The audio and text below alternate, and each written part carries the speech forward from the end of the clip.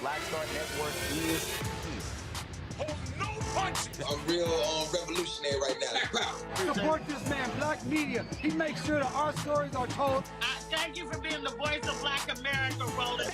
I love y'all. All momentum we have now We have to keep this going. The video looks phenomenal. See, this difference between Black Star Network and black-owned media and something like CNN. You can't be black-owned media and be scared. It's time to be smart. Bring your eyeballs home. You dig?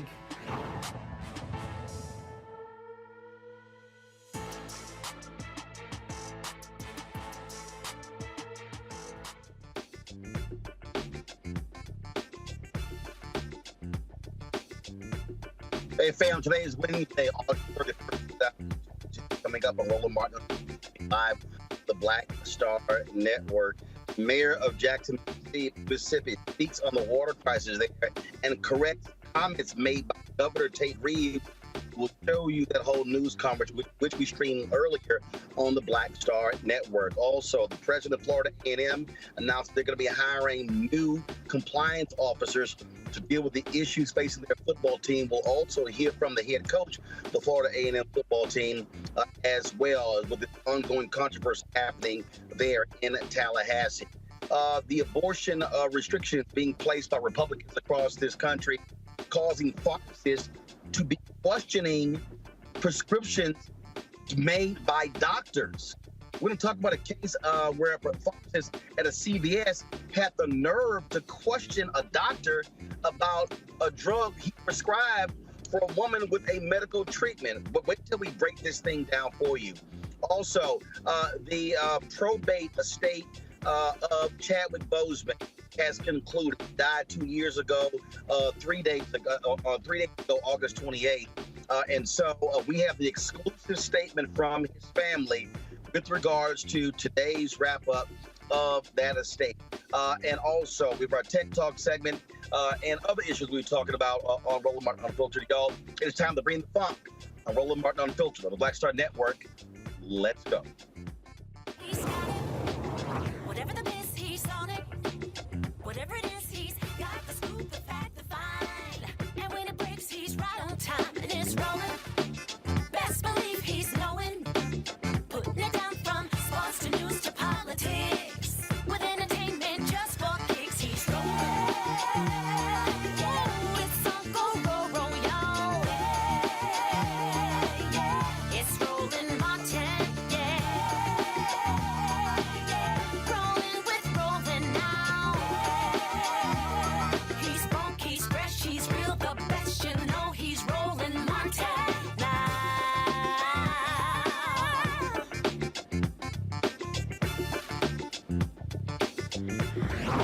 Martin.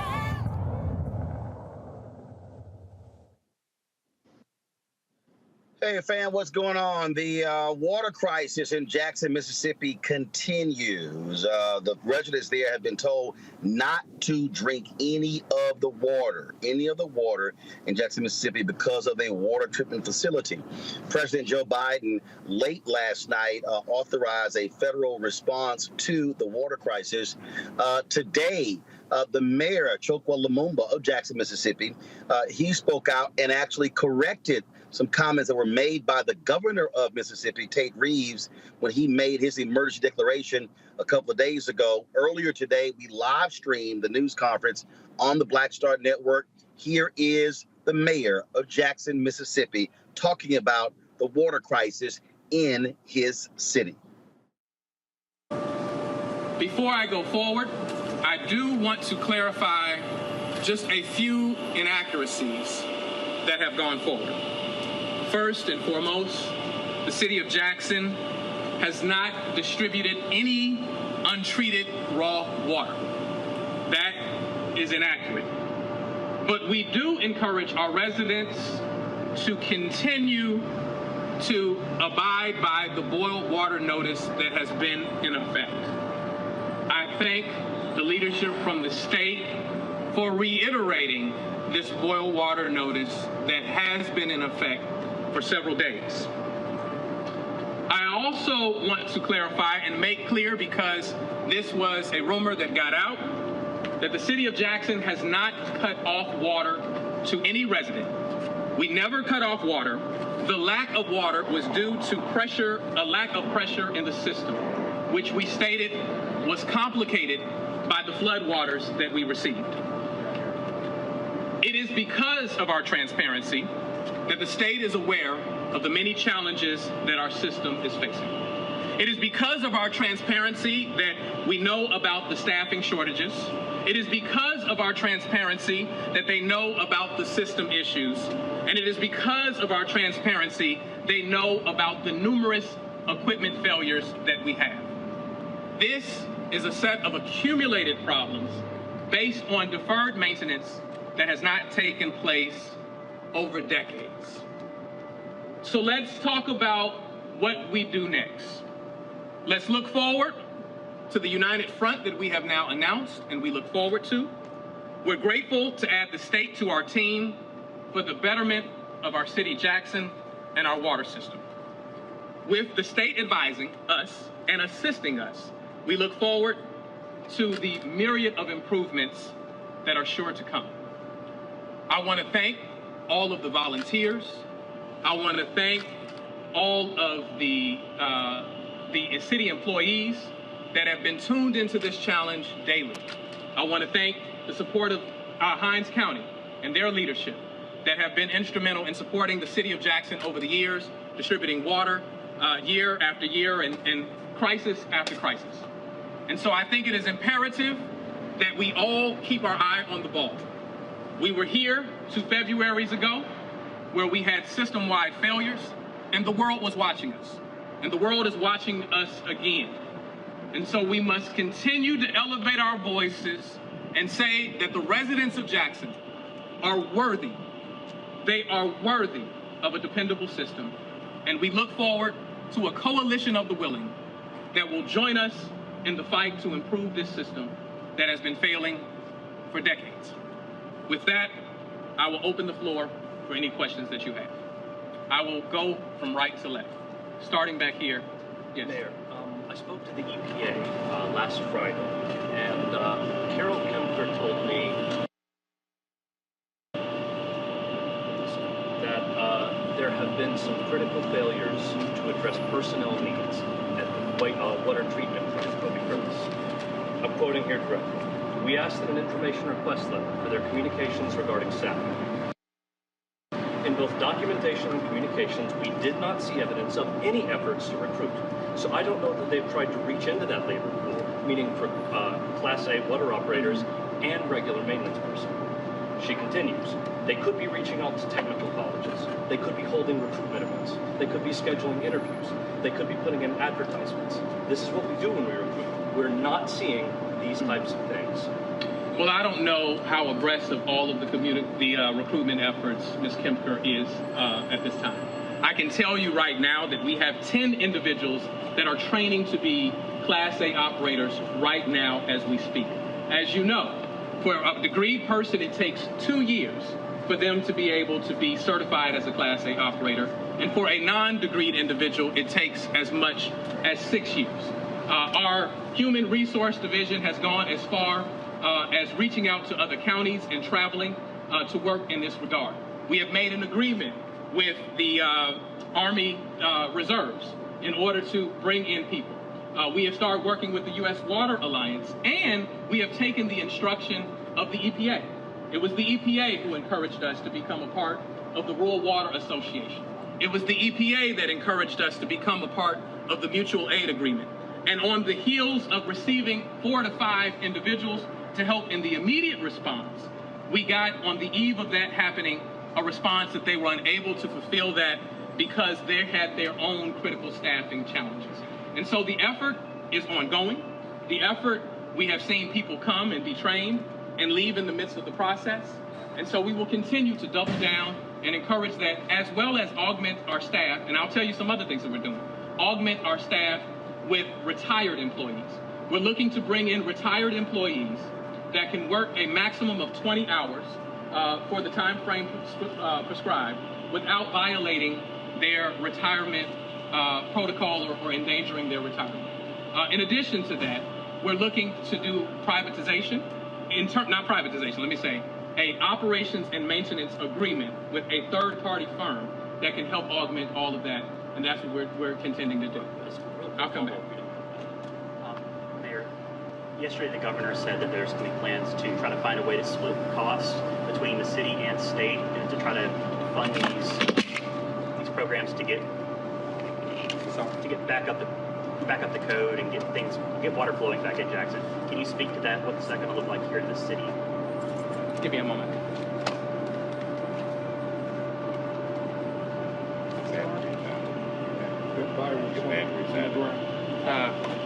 Forgive me. We have a number of microphones sitting up here.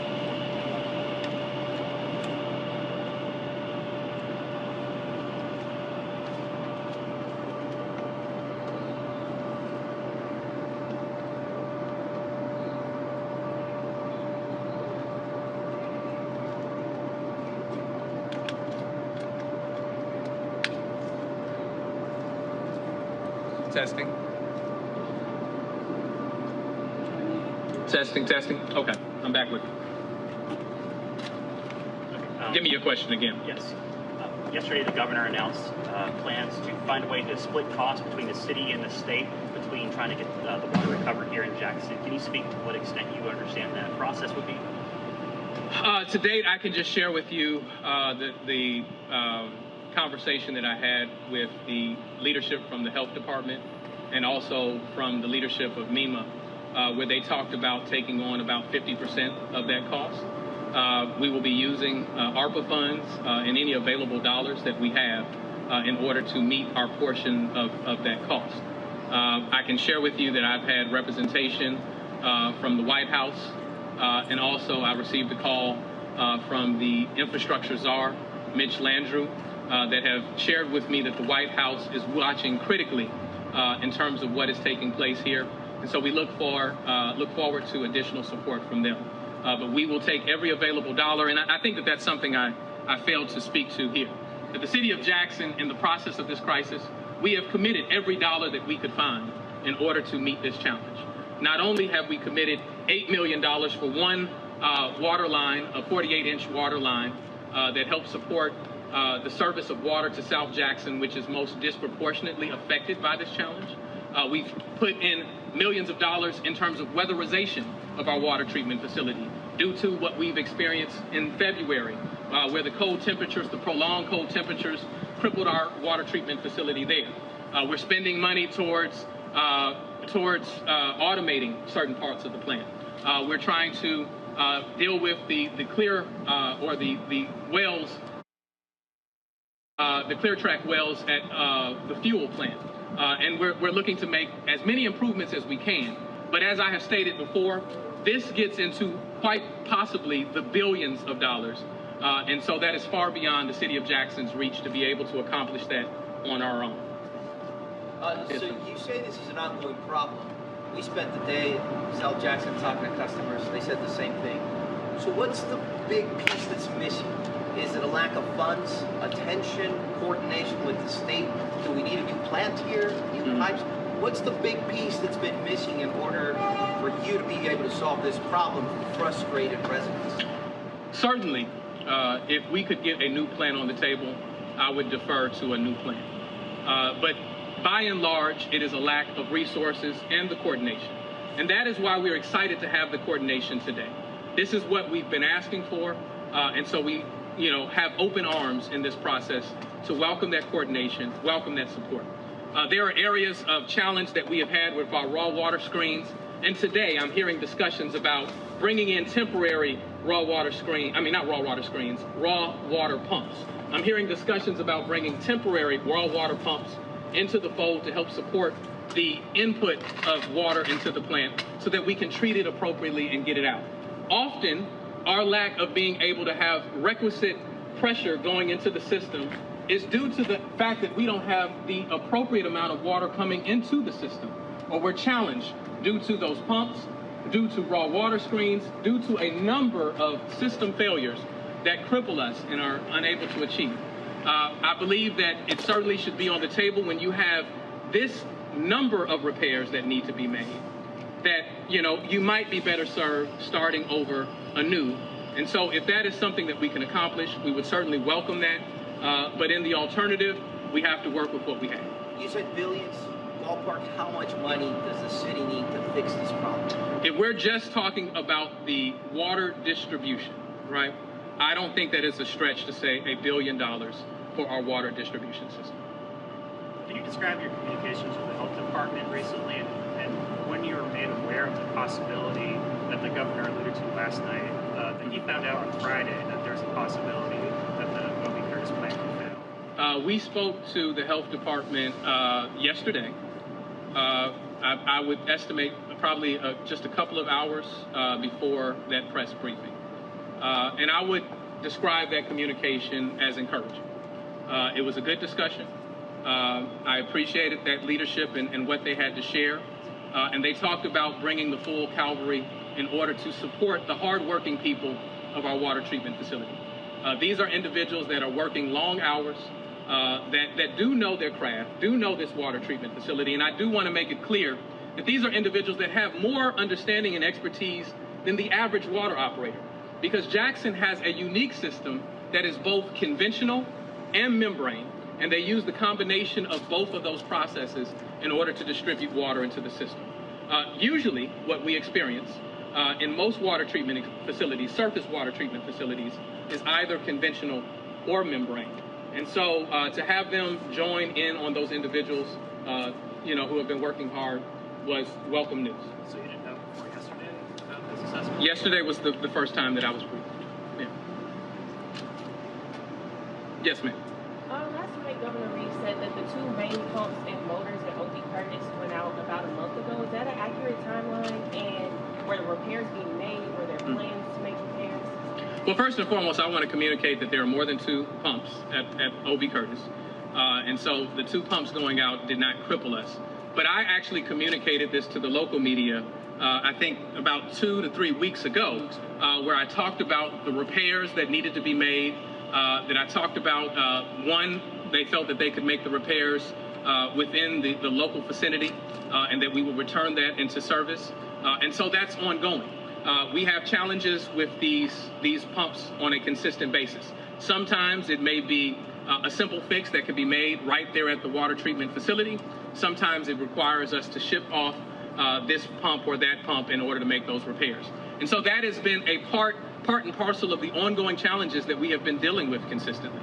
That is why I've been lifting up the fact that we are in a constant state of emergency, because whether it's the raw water screens, whether it's the pump, whether it's the UV light, that isn't even a part of the order of consent with the EPA, we have acknowledged and we have identified additional challenges that are yet to be, that have yet to rear their head in a way that have brought the attention to the regulatory agencies. And so there are a number of failures. I will share with you that what is ideal. What is ideal is a system or a city that would have had a capital improvement plan over time, that would have looked at the life cycle of each piece of equipment in that plan and determined when that life cycle was set to end and scheduled its replacement over time. And so quite simply, that didn't happen. And as it relates to the human capital, it would have been ideal if we had a workforce development program that as our seasoned water operators were coming to an age of retirement, we were training people for the 2 or 6 year period that was necessary in order to replace them. But I liken it to a car. If you change your oil, if you rotate the tires, if you check the fluid levels, then that vehicle is more likely to function well for you. But the moment that you don't have that routine maintenance and things get out of hand, then you have big system failures that cost you big. Yes, sir. Mayor, we've seen some drone footage of the OB Curtis plant that doesn't show any visible flooding affecting it. Can you clarify how those high water levels did impact Curtis's ability to process and treat water? Yeah. Well, I'm not certain when those drone images were actually taken. And so that may be, a bit misleading. But what happened is that due to the flood, they were receiving a different composition of water, right? A different makeup of water that made it more difficult to treat. And so if they didn't change the chemical composition of how they were treating it, then we would have left our residents in greater danger and a greater threat. And so that's why they were unable to push out more water, because they were making certain that they were effectively treating the water. And so that was directly associated with the water, the additional water coming into the plant. appreciate that. I have a follow-up about... I'll start here with the follow-up, and then I'll return back this way. You mentioned at the top of the press conference about there was no raw, untreated water introduced into through pipes, unlike what the governor and I believe state health officer had mentioned last night. Can you clarify why, and again, I'm not trying to get into a tit for tat, I'm just wondering why there would have been even the possibility of that from their end saying something like that. That's a pretty big stretch from your water is safe to drink if you boil it versus this is untreated water. Yeah. Well, I think that the main thing we want to emphasize to residents is to heed the warnings to boil the water.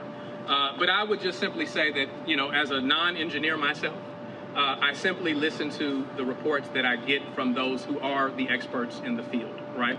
And so there may be some miscommunication as to what the exact challenge was, what was issued into the system, what was put into the system, and what was the registered threat. We know that the threat was the potential of raw water getting into the system, but it was recognized by those that treat the water, and they ceased putting out the water until they could come to a chemical composition that was actually healthy and you know, could be sent out to the residents. But we are still under a boil water notice. If the boil water notice had been lifted prior to, you know, the events of this week, we would have reissued one due to the challenges that we have experienced in water pressure. So it's your position that no untreated water has gone out to residents through the system? That is what has been shared with me by our water operators. Okay. Yes. So I just want to go back to the question of staffing and reaching out to staffing. Another, again, I'm quoting directly from the interview here. Contracting was the other thing we were looking for. We saw no information or correspondence that they were seeking a contract to staff OB Curtis. The mayor asked if that was an option, and I said, yes, it is. We do not dictate how you staff. How is it that the Environmental Protection Agency has no records in all the partnership with the city of attempts to contract or seek new employees through interviews, job fairs, technical training? How is there no record of this? I think that is because the EPA only sees completed transactions, right? And so they don't have a record of us meeting with companies like Veolia here in my office. They don't see the document trail of that, but right? They requested those documents. They said they sent you an information request letter to find all information on the efforts to staff OB Curtis, and they did not receive. Well, that would have been simply a calendar identification of the meetings that I was having. Until we reach those agreements, there's nothing to provide them. We've been waiting on a proposal from certain companies that we have not received, right? I don't want to go into great detail about that because that gets into some of the state's work at this point with those companies that we've been talking about. How long, if you could tell me at least? We've been working to look at bringing in a third-party company over a 6-month period or better.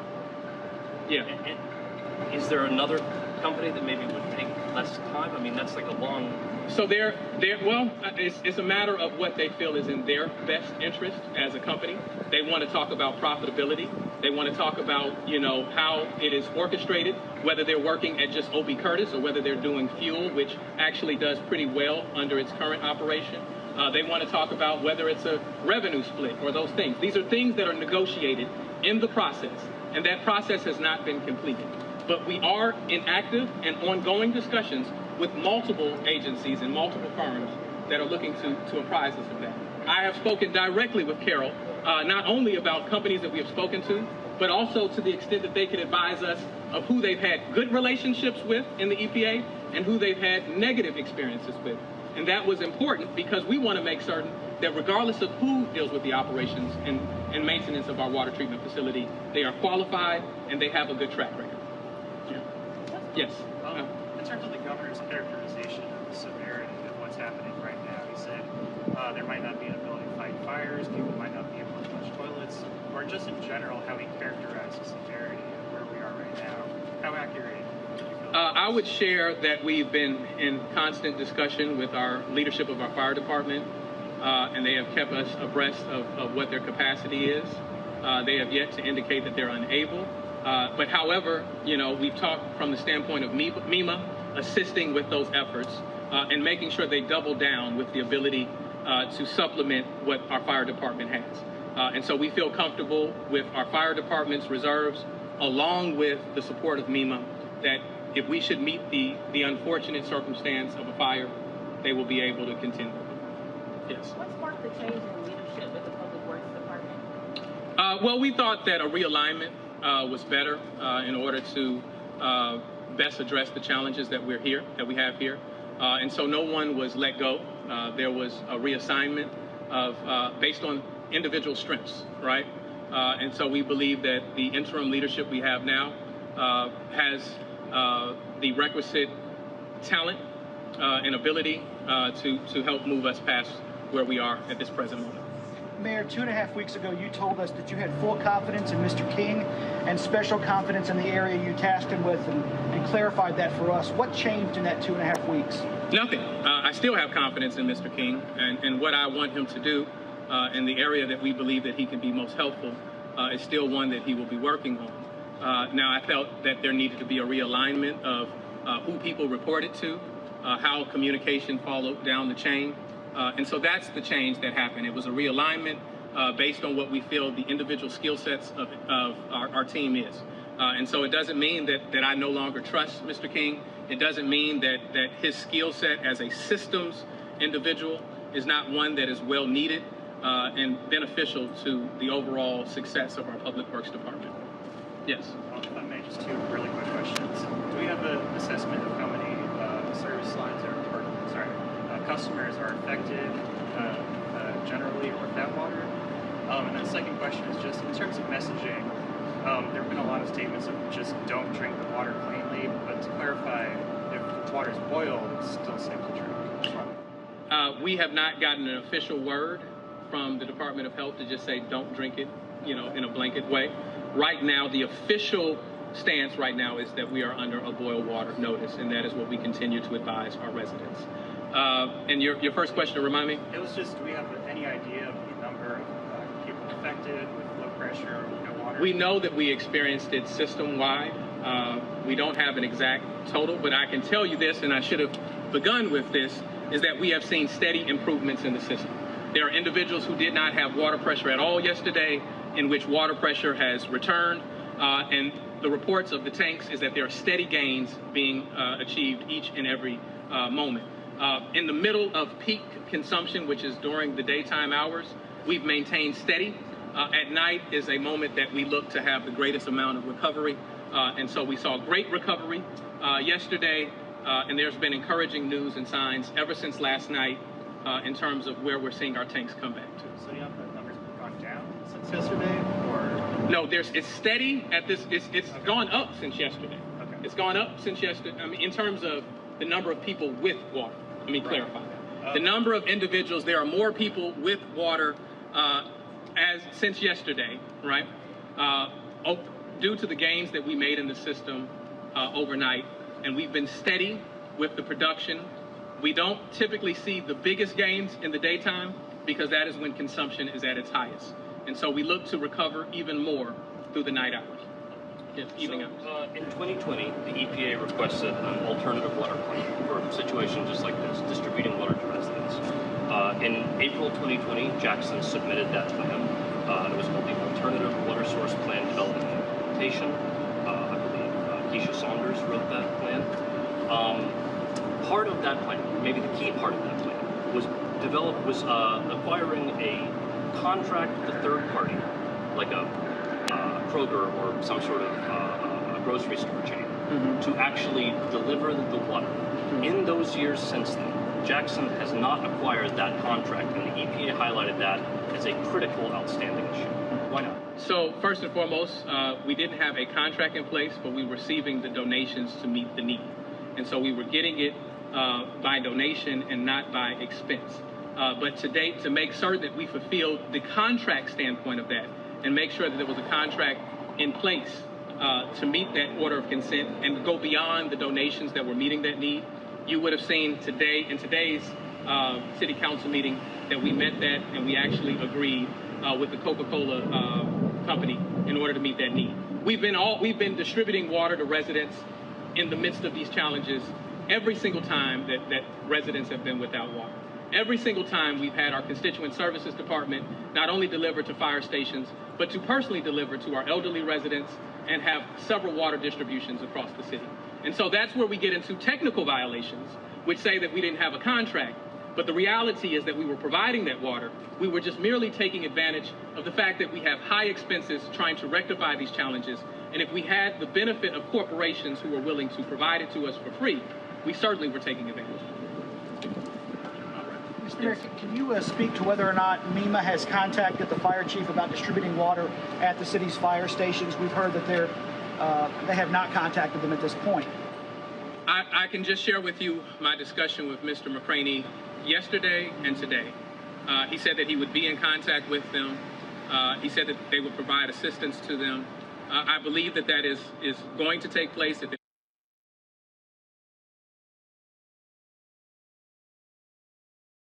hasn't taken place. Whether they have talked at this very moment or not, I can't share with you because I do not know directly. In terms of just the main issue that's causing this pressure issue right now, you yesterday spoke about the flooding and that impact. The governor yesterday talked about the pumps not working. So in terms of fixing this current pressure issue, is it the pumps, is it the flooding waters going down? It was the flood waters that led to the challenge. Now, what typically happens, OB Curtis services the majority of our residents in the city. When OB Curtis, which is near the reservoir in Ridgeland, when it has challenges, then we depend on our older water treatment facility, Fuel, right, in order to make up the difference. Fuel was functioning at its regular pace, but as we were looking at Fuel to increase its production to supplement what OB Curtis was missing, we had challenges with a pump that led it to not be able to increase its production at Fuel. And so the challenges at OB Curtis was dealing with the chemical composition. The challenges at Fuel, in order to increase the production, was dealing with an inability to get the pump to help to another pump to increase that. Sorry, I actually just received word from MSDH. They want to clarify, if you boil the water for 1 minute and roll in boil for 1 minute, it is safe to drink. That was directly from the show. Well, you can join me up here, and I appreciate you for sharing that. All right, so that's consistent. Thank y'all very much. Thank you.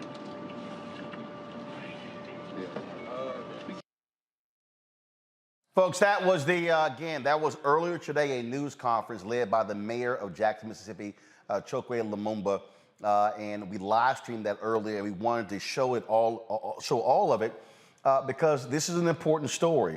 National media has not given it the kind of coverage it deserves, so we wanted to do so. This is the state capital of Mississippi. It is a predominantly African-American city.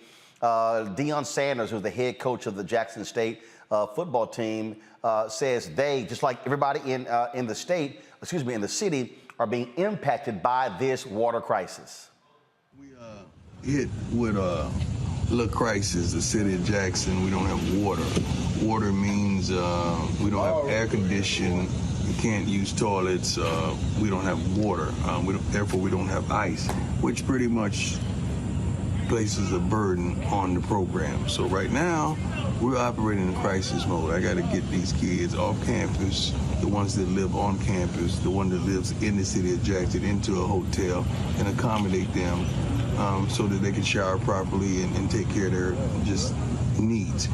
Make sure all our kids are fed and all our kids have the necessities of life for the next several days until this crisis resides.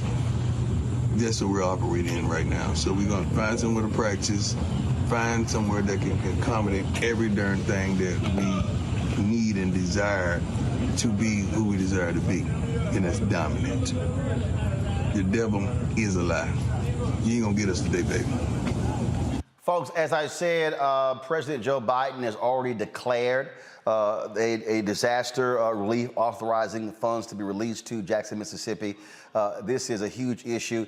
Now, the mayor had that news conference because the governor, Tate Reeves, Republican, made a lot of different comments at his news conference, and the mayor wasn't even invited to attend that one, and that's why Mayor Lumumba wanted to come out and speak directly to the public. My panel today, Assistant Professor, University of Central Florida, joining us down, Larry Walker, Jason Nichols, Senior Lecturer, African American Studies Department, University of Maryland, College Park, Michael Imhotep, host the African History Network show. Glad to have all three of you here.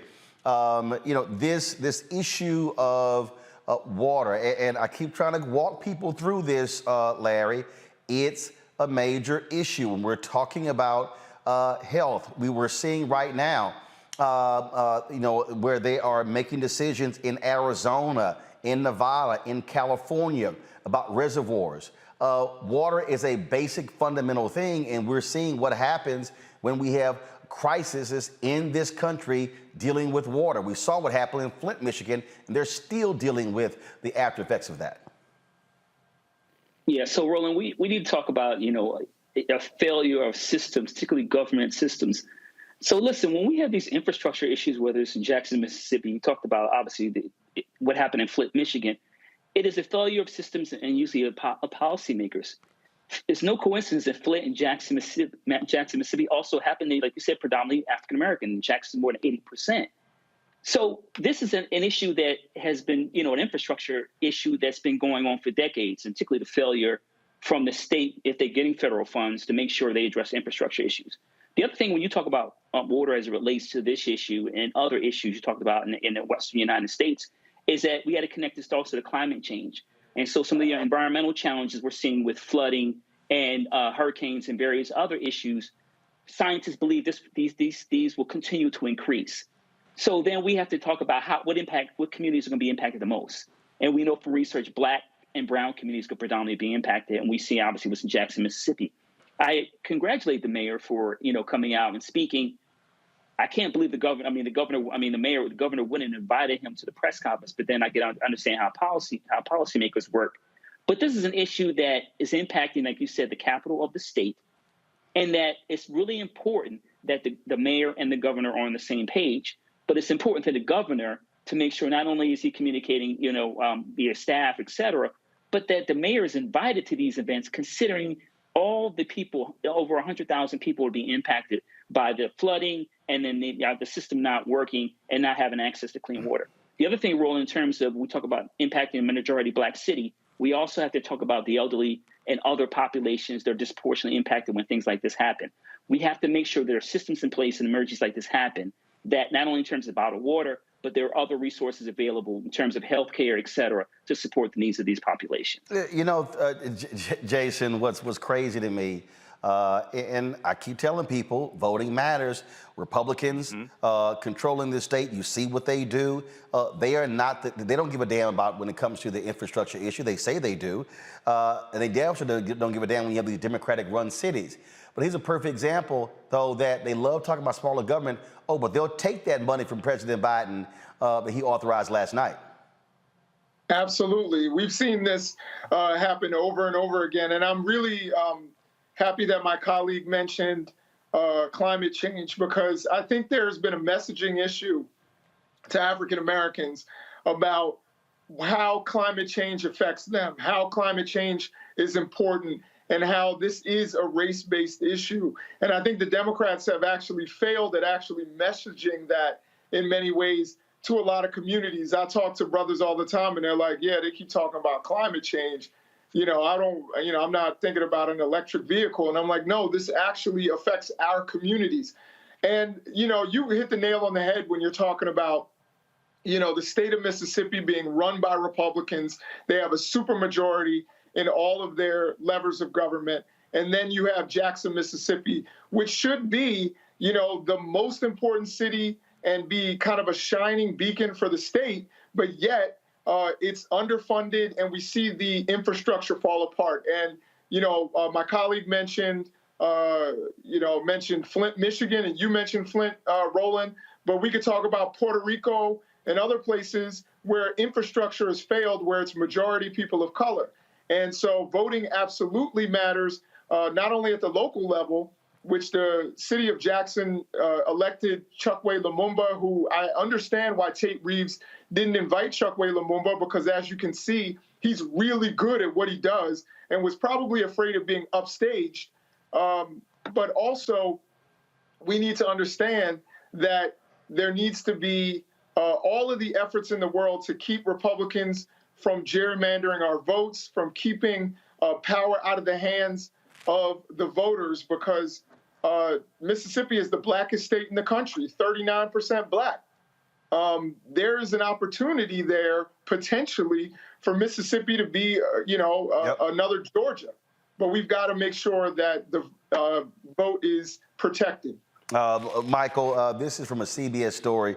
Like many, go to my iPad, please. Like many cities, Jackson faces water system problems it can't afford to fix. Its tax base has eroded the past few decades as the population decreased. The result, sorry, this is an ad on their page here. It has eroded the past few decades as the population decreased. The result of mostly white flight to the suburbs that began after public schools integrated in 1970. The city's population is now more than 80% black, with about 25% of its residents living in poverty. Look, you're there in Detroit. Same thing happened in Detroit when Coleman Young became mayor of Detroit.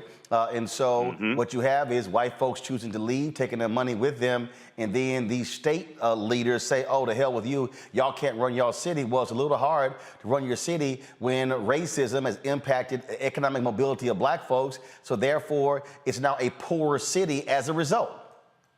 Absolutely. That's what I was going to come to, Roland. And I'm going to connect this to the story you did on Monday dealing with Mississippi's Jim Crow era felony voting law. And the federal court ruled that that is constitutional. That goes back to the Mississippi State Convention of 1890, because white supremacy is a system. Racism is a system of advantage and privilege distributed based upon race. And this is what we're dealing with. We're dealing with white flight. And here in Detroit, the white flight even began before Mayor Young became mayor, January 1974. Okay, we saw white flight going back to the 1950s here in Detroit, and the declining tax base. You see the same thing in Jackson, Mississippi. The state legislature is controlled by Republicans. You have the Republican governor, Tate Reeves. You had Cindy Hyde-Smith, the public hanging woman, one of the two senators from Mississippi. She voted against the $1.2 trillion infrastructure bill. And what this does is this shows how climate change disproportionately impacts African Americans, especially when you have African American led cities like this. Okay, so we have to understand how all this is connected. Indeed, folks. We're going to continue to cover this crisis taking place in Jackson, Mississippi. We'll give the latest as we find out. Going to go to a quick break. We come back. How these Republican-led abortion laws is absolutely causing mayhem. You now have pharmacists who have the audacity at CVS to question doctors about prescriptions that they are making for women who are dealing with surgeries that could very well kill these women by not prescribing them the medicine. Wait until we tell you what happened, and then we're going to share with you what happened today in Michigan, where they had enough signatures to put abortion on the ballot. Republicans of the election board said, hell no, we're not going to do it. That's coming up next, right here on Roland Martin Unfiltered on the Black Star Network.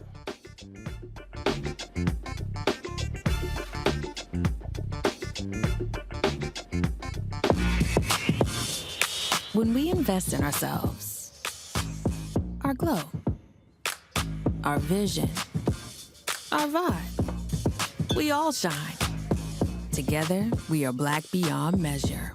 Hatred on the streets, a horrific scene, a white nationalist rally that descended into deadly violence.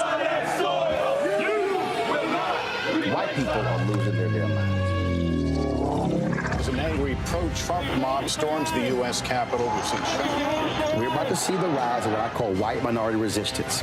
We have seen white folks in this country who simply cannot tolerate black folks voting. I think what we're seeing is the inevitable result of violent denial. This is part of American history. Every time that people of color have made progress, whether real or symbolic, there has been what Carol Anderson at Emory University calls white rage as a backlash. This is the rise of the Proud Boys and the Boogaloo Boys. America, there's going to be more of this. Here's all the Proud Boys, guys. This country is getting increasingly racist in its behaviors and its attitudes because of the fear of white people. The fear that they're taking our jobs, they're taking our resources, they're taking our women. This is white fear.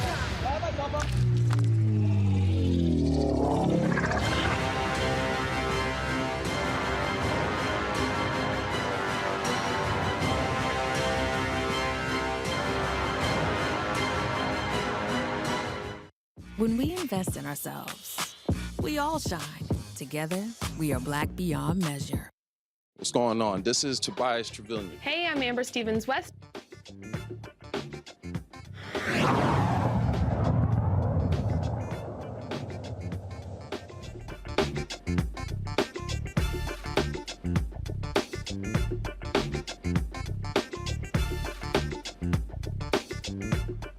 Folks, to understand how nuts these Republicans have gotten with their abortion laws, they now are literally allowing physicians to now question doctors. A physician's tweet garnered thousands upon thousands of views and outrage that CVS is policing the prescription of drugs that treat multiple things, including medical abortions. Dr. Emily Porter tweeted this, y'all. Check this out. My 55-year-old friend who is having post-menopausal bleeding just called me from CVS in Texas because they refuse to fill her prescription for misoprostol, I think that's how you pronounce it, used to open the cervix because she couldn't prove she wasn't having an abortion. She is having surgery in 2 days. This is what total abortion bans do. Now, so here's the deal.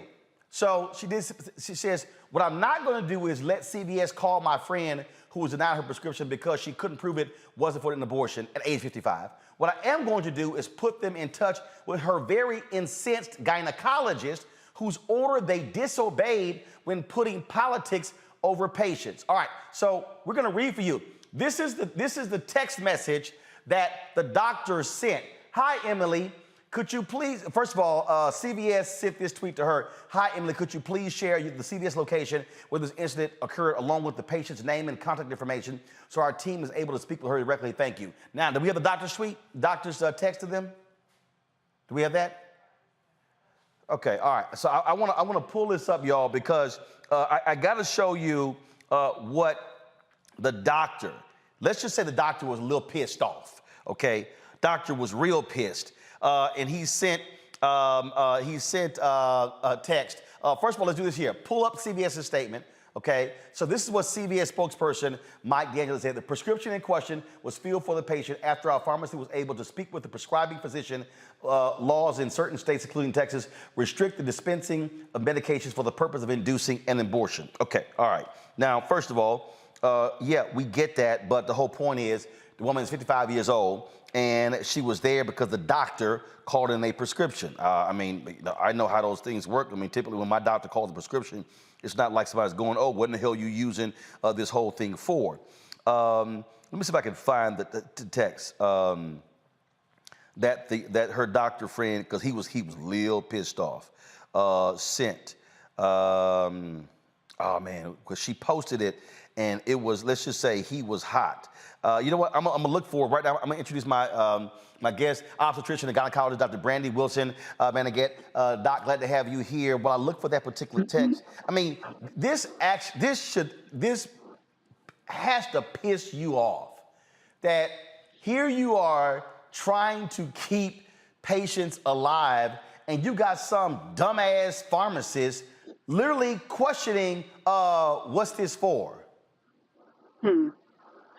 Well, definitely, Roland. Thank you for having me on to talk about this. It can be frustrating as you try to take care of patients and you want to do what's best for them, and there are other people, entities, and things that are stepping in the way and not allowing for you to care for your patients as you need to. Is definitely frustrating. You know, and I mean, normally what happens is, you have a prescription, the doctor's office calls it in. So it's not like you, the patient, goes in and says, hey, can y'all give me some of that medicine I can't pronounce? I mean, that's not how it works. So a doctor is literally the one that calls in the prescription. So who the hell is the physician to go, what are you using this for? Yeah, that typically when we're prescribing something, there isn't a need or a necessity to put an indication onto the prescription. That usually comes up if someone needs like a prior authorization from their insurance in order for the insurance to cover the medication. But just if you walk in, your doctor's called in a prescription or sent in a prescription electronically, typically you go in, you give your name, your date of birth, they have filled the prescription if that's the case, and then, you know, you walk out with your medicine and they're checking to make sure, you know, you don't have an allergy to the medicine. It's not something that is an interaction. It's going to interact with any other medications that you're taking. So the requirement for an indication to be given for this particular prescription, you know, goes outside of what is the norm or the standard for prescribing medications. I'm trying to find it. She may have deleted it, but the doctor basically was like, because the CVS physician goes, pharmacist goes, who are you? He's like, I'm the damn MD. You know, the MD. He was on vacation. He was not happy that he had to sit here and make this phone call. And so this is what we're left with. You now have doctors, you now have hospitals calling the lawyers. Hey, before we save this person's life, can we do this because of these Republican-led abortion laws? Yeah, there's a lot of concern in the medical community, especially with OBGYNs, with, you know, what is acceptable, and even, you know, with the provisions about emergency use and what you can do and what's allowed. There's a real fear, like even with being an OBGYN, there's already a big liability in terms of, you know, if anything happens from anything that we do, you know, we're likely to get sued. And so this is just kind of another thing that is showing up to make us second guess what we know to be appropriate care to give. There are two hashtags going around. One is called boycott Walgreens. One is called boycott CVS. And go to my iPad, please. Birth control is the next right Republicans plan to eliminate. Customers are claiming that they are being denied the ability to purchase birth control and condoms from some Walgreens and CVS in Tennessee. We've heard other stories where someone went in to buy some condoms and the person said, I don't have to sell that to you because of my religious convictions. Right. Those are actually stories that are being told, and we're finding out about them from lots and lots of people, where they are encountering resistance and people who are saying, you know, I'm not going to sell you this product. I'm not going to do this and allow you to have these particular products or these particular medications because of my religion. And it's a hard space and place to be in, because people have the right to have what they need and have what they're being prescribed. And so there's got to be some balance or something that happens to change how this is going down, how this is happening. Absolutely. It's just nonsensical what is happening, and it is certainly unfortunate. Dr. Brandy Wilson, man, again, I appreciate it. Look, y'all are now on the front lines of not just medical issues, but now a political battle. Absolutely. Absolutely. All right.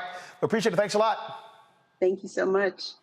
Today, folks, in Michigan, this is what you want to talk about, what's unbelievable and crazy what happened in Michigan today. So, folks in Michigan, they said, you know what? We want to put the issue of abortion on the ballot. So they went out and they got a whole bunch of signatures to do so. Well, check this out. The Board of Canvassers, they deadlocked, meaning the promote the vote proposal will not be on the November ballot. This tweet says constitutional amendment proposed early voting in Michigan and other changes to preempt GOP efforts to change election law in the wake of 2020. Now, here's the deal. The Republicans are like, yeah, no, we're not going to do that. Let me pull a story up from the folks here from the Detroit Free Press. And it says a sweeping voting rights proposal to make changes to Michigan's elections, including establishing early voting in the state, failed to land a spot on the ballot this fall after the state's election panel deadlocked Wednesday on whether to certify the Promote the Vote amendment for the ballot. Organizers collected enough signatures to qualify for the ballot, according to the state's Bureau of Elections, but canvassers debated how to handle a challenge to the proposal, alleging that the petition from circulated by organizers failed to note which section of the Michigan Constitution would be impacted if the proposal was placed on the ballot and adopted by voters. All right, so this is the perfect example, Michael, what we're about to see. And this is why I have been yelling from the rooftops why we have got to shut down every Republican. Steve Bannon and all of these people, their whole deal was we are going to take over state board of elections, county boards of elections, and their whole deal is if, in this case, by deadlocking, because typically it's equal number of Democrats and Republicans, by deadlocking, they could prevent something from moving forward. And so enough signatures they got enough signatures, but this is how they blocked putting the issue of abortion rights on the ballot by stopping it in the state board of elections. Yeah, the Michigan Board of State Canvassers deadlocked today. So it looks like it's going to go to the Michigan State Supreme Court to determine this. And, once again, this goes back to what I've been talking about, how abortion rights, which really deals with women's reproductive rights and health care, is going to be at the top of the ballot, top of people's minds, these midterm elections. And what we're looking at is because I'm looking at this article from WXYZ Channel 7. We're seeing Republicans across the country, like Blake Masters running for Senate in Arizona. We're seeing these Republicans who had extreme positions on abortion back away from that and try to refashion themselves because it's not popular. Now Tudor Dixon got the Republican nomination for governor here in Michigan. She's run against Governor Gretchen Whitmer, who's a Democrat.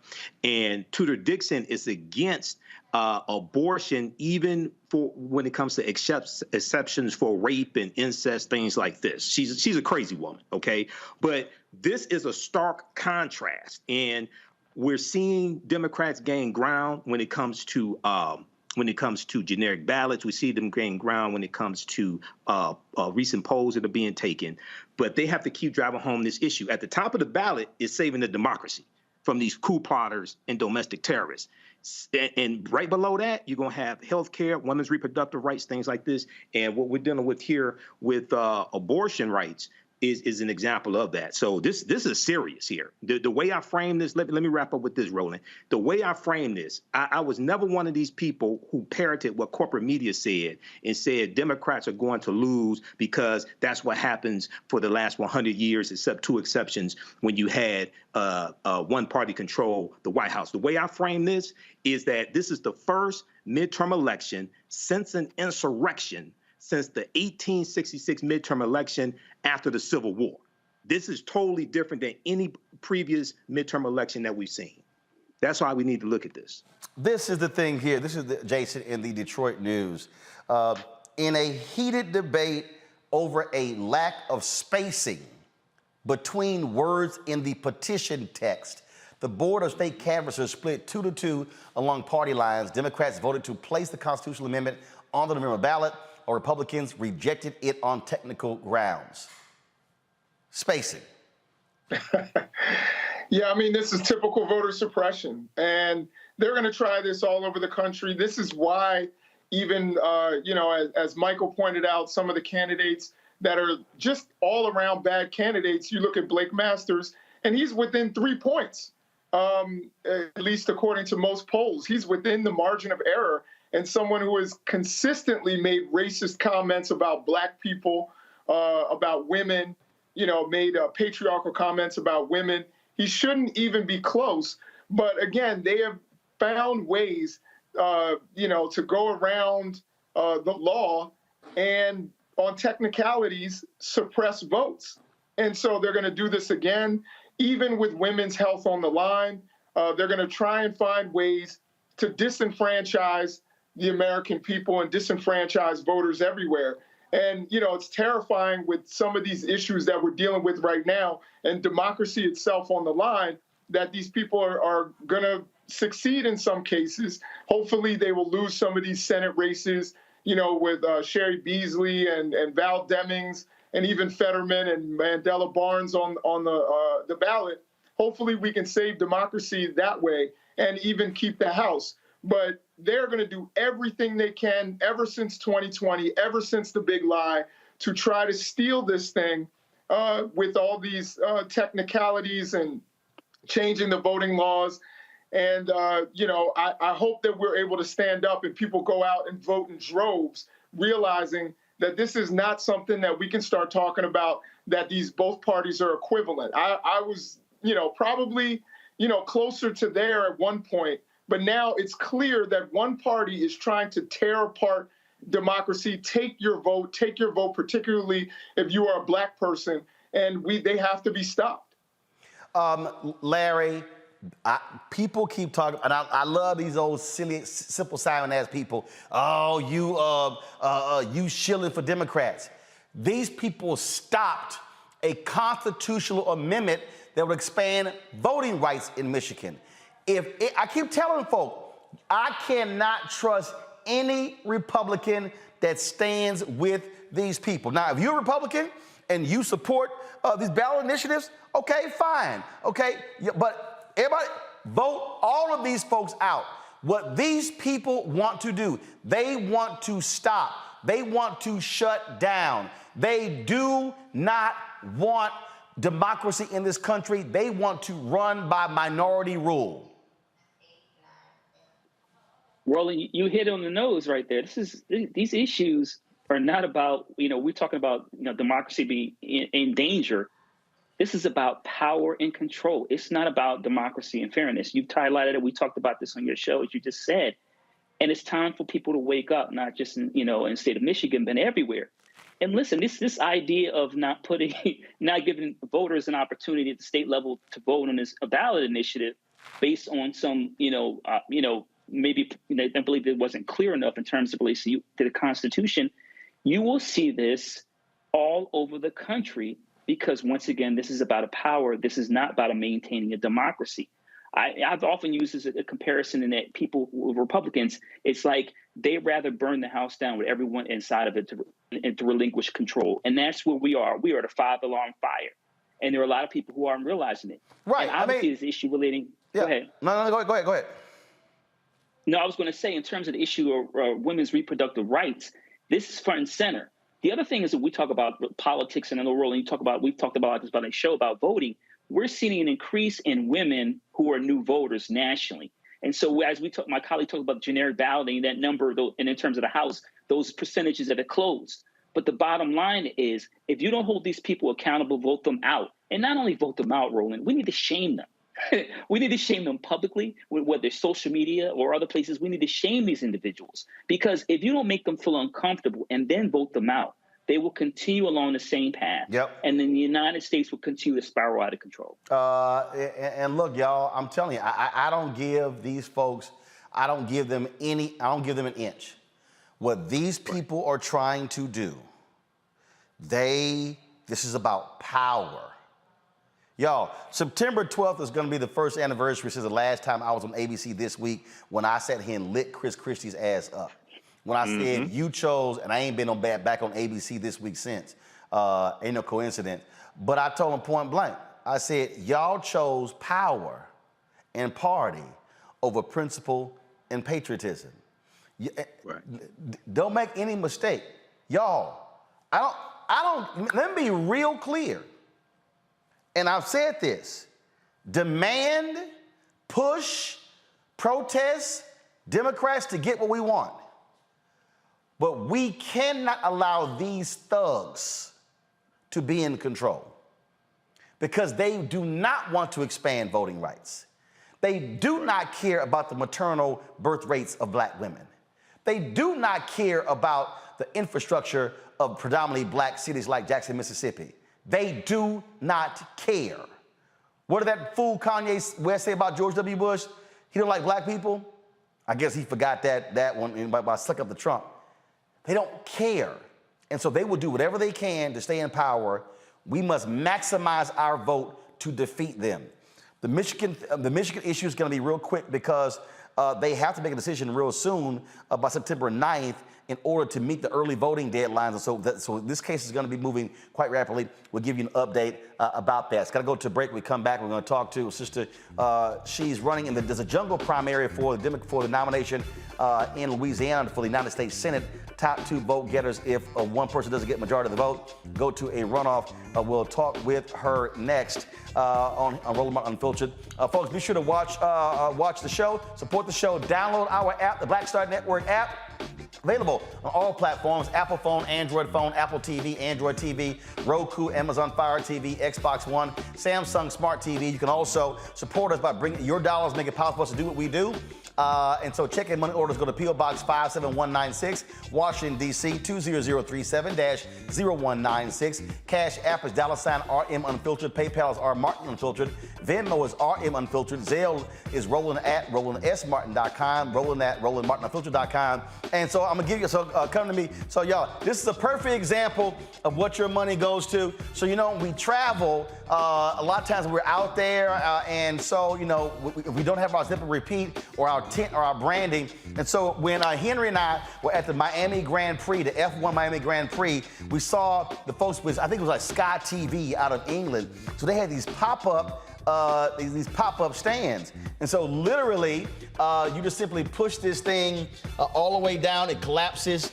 It actually comes in its own chin. And so when we go out, it just pops right back up. And so we ordered 6 of these. And so they're pretty cool. And so again, I'm always showing y'all when you support us, what your dollars go to. And here's a perfect example. And so when we travel, so as you see, y'all, we have, so we got 6 of them. So you see the front has the show logo. And then as you see right here, the top has Black Star Network on it as well. So when we go out, hit the road, then we can travel a lot lighter and have our pop-ups right there wherever we do when we're broadcasting live. All right, folks, we'll be right back on Roland Martin Unfiltered. When we invest in ourselves, we're investing in what's next for all of us. Growing, creating, making moves that move us all forward. Together, we are Black beyond measure. I remember being with The View when they said, we want to extend your contract. And I knew God said, it's time to move. It's time to go. And everybody was saying, Sherry, you got a great job. You're making all of this money. And I said, no, it's time. And they said, you ain't gonna be able to, you've been away from Hollywood. And I said, it's time to go. And when I didn't, that's when I realized I was about to go through this divorce and it was gonna be expensive, it was gonna be a lot. And I said, I'm gonna stay. I said, I'm gonna stay for a couple of years. So you make this money. See, go ahead. I'm gonna make this money and then I'll get out, Lord. So I'm gonna do a compromise. I'm gonna do what you say, but I'm gonna do it on my thing. And he went, really? He went really. And you know when he went really? They said that we were heavy in contract negotiations. And they came, my manager called, she said, they're not gonna renew your contract. And I went, hey, so wait, what? Just yesterday, they was offering me more money. She said, they just decided not to renew your contract. And I remember sitting in front of the mirror at The View, and I went, what happened? And it was very clear. God said, I told you it was time to go.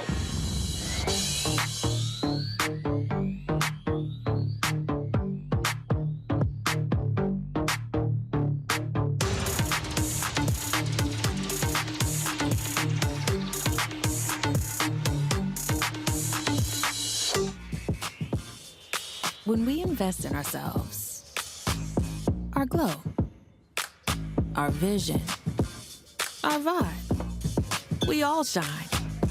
Together, we are Black beyond measure. Black TV does matter, dang it.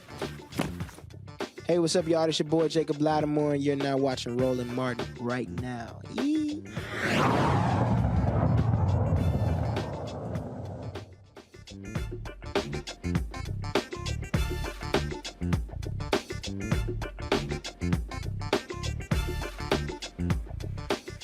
All right, folks, we've been covering these various U.S. Senate races, and the critical races happening all across the country. Democrats are focused on really 4 states. They're focused really on North Carolina, Wisconsin, Pennsylvania, Florida. Of course, they want to hold the seats in Georgia, Arizona, Nevada, and New Hampshire. Now, they're not putting the resources in a significant way into Kentucky, where Charles Booker is running, but also into Louisiana, even though you got significant black population there, and they should be doing so. Now, we've talked to Gary Chambers.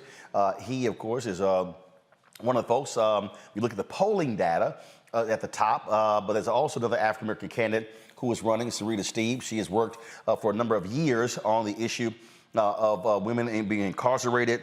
When the Louisiana State Party met, they actually endorsed, pulling back up, all three candidates. We had Gary on talking about that because the executive committee actually voted to endorse Gary Chambers. But then you had a little back and forth with the chair where they maneuvered to say, well, let's endorse all three, running against, of course, incumbent Senator John Kennedy. And so it's Gary Chambers, Luke Mixon, Syrita Steib. They were all who were endorsed by the state party. Now, Steib, again, a formerly incarcerated woman and policy reform advocate, joining me now from Metairie, Louisiana. Glad to have you on the show. What now? The campaign has been going on. When you look at the polling data that we've seen thus far, you're polling at 2%. What are you going to do to increase your numbers to get in that top two? Because at the end of the day, if Kennedy does not get a majority of the vote, the top two go to a December runoff. Yeah, so there really hasn't been any recent polling data. That polling data was very outdated. I'm actually the only candidate in the race that did an independent poll prior to thinking about even running. And what it did show is that Kennedy was vulnerable. And in my informed ballot portion of the poll, I came back in my profile with 41% to his 43%. And where I was lacking was, of course, in name recognition, because I'm always working with my head down and not really putting out all of the work that I have done and continue to do. But we have a ground campaign. We're working on rural communities here in Louisiana. I'm from a rural area called Vacherie in St. James Parish. So knowing the needs intimately of rural Louisiana is a big part of my push and my ground game. I also have been working in communities with formerly incarcerated people who just received the right back to vote 2 years ago in this state. I myself, after being out 11 years, voted for the first time 2 years ago. And we have a significant opportunity and momentum in that community as well. So what are the critical issues that you're focused on? So, of course, me only being able to see through the eyes of a woman, specifically a Black woman in the South, a lot of my work has been to liberate, the issues that pertain to women. So, of course, we have a very high maternal mortality rate here, working toward the damage that the overturning of Roe versus Wade has done. A lot of my work is in higher education. We passed policy here in Louisiana in 2017, making Louisiana the first state to remove the box off of college applications for purposes of admissions. I've done that in 6 states since then. On a federal level, we've also removed the ban on Pell for people who are currently incarcerated. So now students who are incarcerated can take advantage of their Pell funding. We've also removed the question off of the college app. And I just continue to do work to make sure that the playing field is even all the way around the board. Infrastructure is another big issue here in Louisiana. Me growing up in rural Louisiana, access to broadband, roads, and a lot of healthcare, focusing on healthcare, K-12 education. And these are things that I work on and I focus on every day currently. So I can't see it changing on a larger stage. When we talk about, again, look at these races here, I mean, at the end of the day, it comes down to money. How much money have you raised? And what are your targets? Because you got traveling across the state is not easy. You talk about campaign ads. You talk about things along those lines. So how is that going? Yeah, so with my last FEC filing report, we did report about $200,000 that I have been able to raise thus far. We have an aggressive approach. This strategy, we'll be filing again at the end of September, and we'll be able to push up our numbers significantly. Hopefully moving forward, that momentum continues. Of course, traveling across the state is really, really expensive and trying, but we're also currently working on a ballot initiative, Amendment 7, where the question around slavery and removing that out of the Louisiana Constitution is something else that my C4 Opportunity to Restore is working on. So we are layering and we're pushing out the message and we're getting out there. And as every day passes, we feel like we're gaining more and more momentum. And I just really wanted to address earlier the triple endorsement that you mentioned. You're absolutely right. The executive committee did recommend that Gary Chambers get the endorsement of the Democratic Party.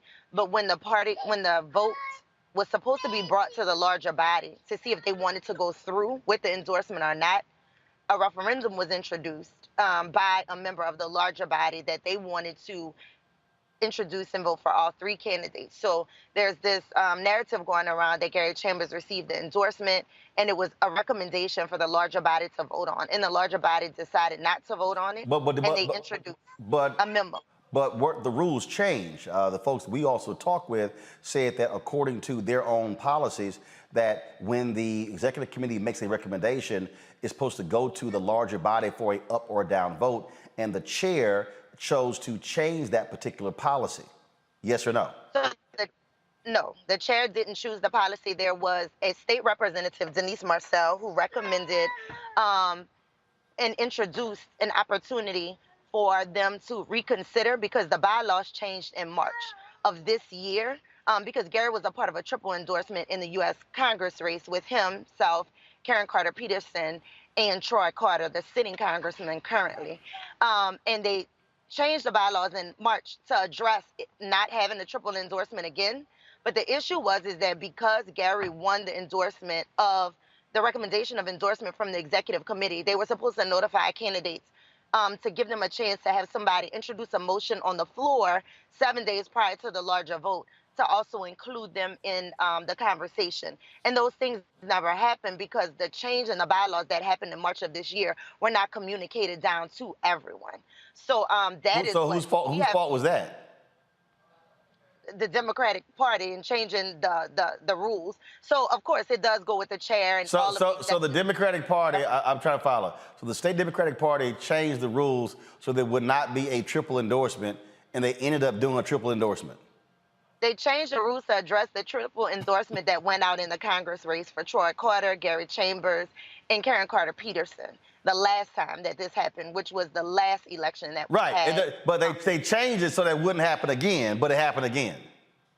Absolutely, because they didn't notify the changes of the rules to the larger body nor the candidates that this affected. So that is why it was introduced prior to the motion for the vote. And that is why I guess the larger body chose at an 80-23 vote. So 80 members chose to vote for it, 23 members voted against it for the triple endorsement. So the actual vote for the triple endorsement came from the larger body. But was it also true that the chair, what Gary said, the chair had 50 proxies? So 50 of those 80 votes, the chair came with proxies. So those folks weren't even actually at the meeting, correct?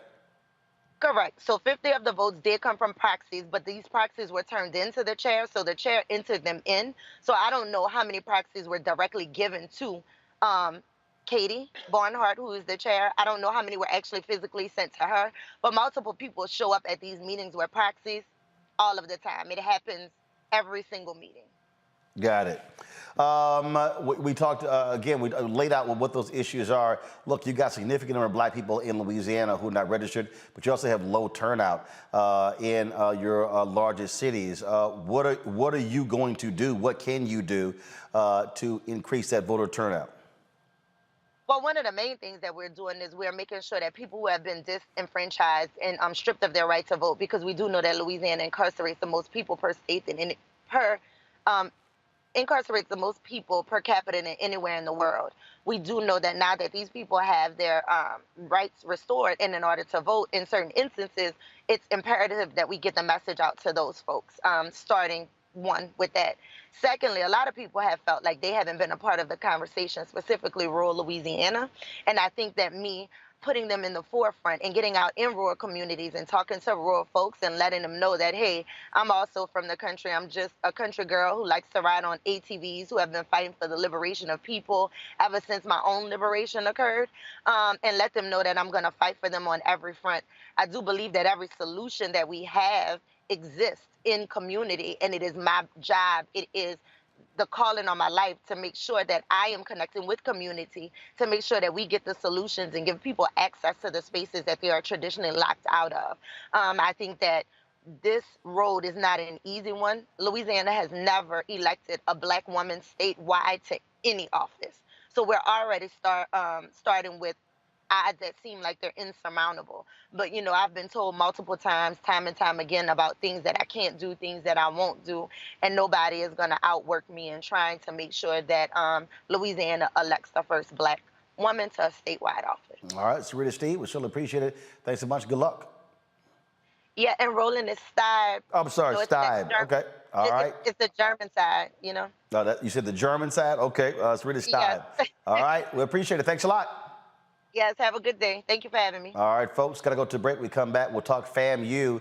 The president making some changes to the compliance officers. Too little, too late? We'll break it down next. Roland Martin Unfiltered on the Black Star Network. Folks, and don't forget to support us. Download the Black Star Network app, Apple phone, Android phone, Apple TV, Android TV, Amazon Fire TV, Xbox One, Samsung Smart TV. Also, our Bring the Funk Fan Club. You can see and check out money orders to P.O. Box 57196, Washington, D.C. 20037-0196. Cash App, $RM Unfiltered. PayPal is R Martin Unfiltered. Venmo is RM Unfiltered. Zelle is RolandSMartin.com, RolandMartinUnfiltered.com.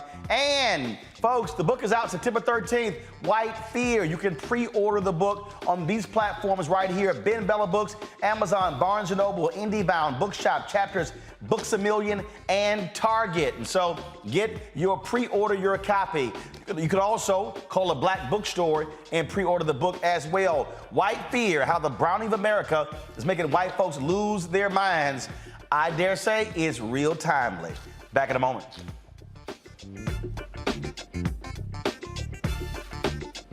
When we invest in ourselves, we all shine. Together, we are Black beyond measure. When you talk about blackness and what happens in Black culture, you're about covering these things that matter to us, speaking to our issues and concerns. This is a genuine people-powered movement. A lot of stuff that we're not getting, you get it, and you spread the word. We wish to plead our own cause.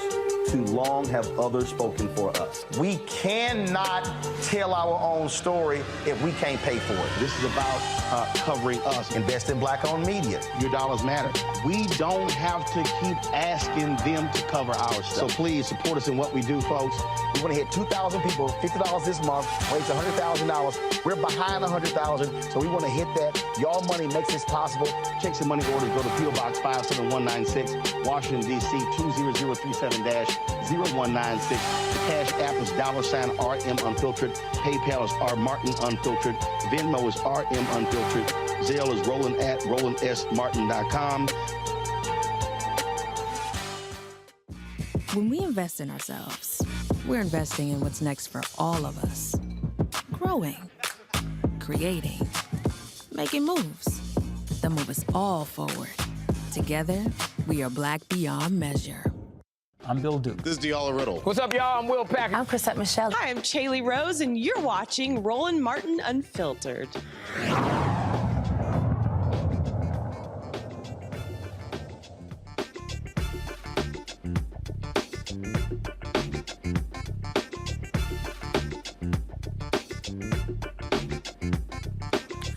All right, folks. Folks at Florida A&M continue to demand answers from the administration when it comes to the problems they've been facing with their football team, the ban, the need for compliance officers. They had 26 players last week who were ineligible because of various issues. President Larry Robinson being under a lot of criticism from folks. He held a news conference after he met with the students and addressed the news media, much needed.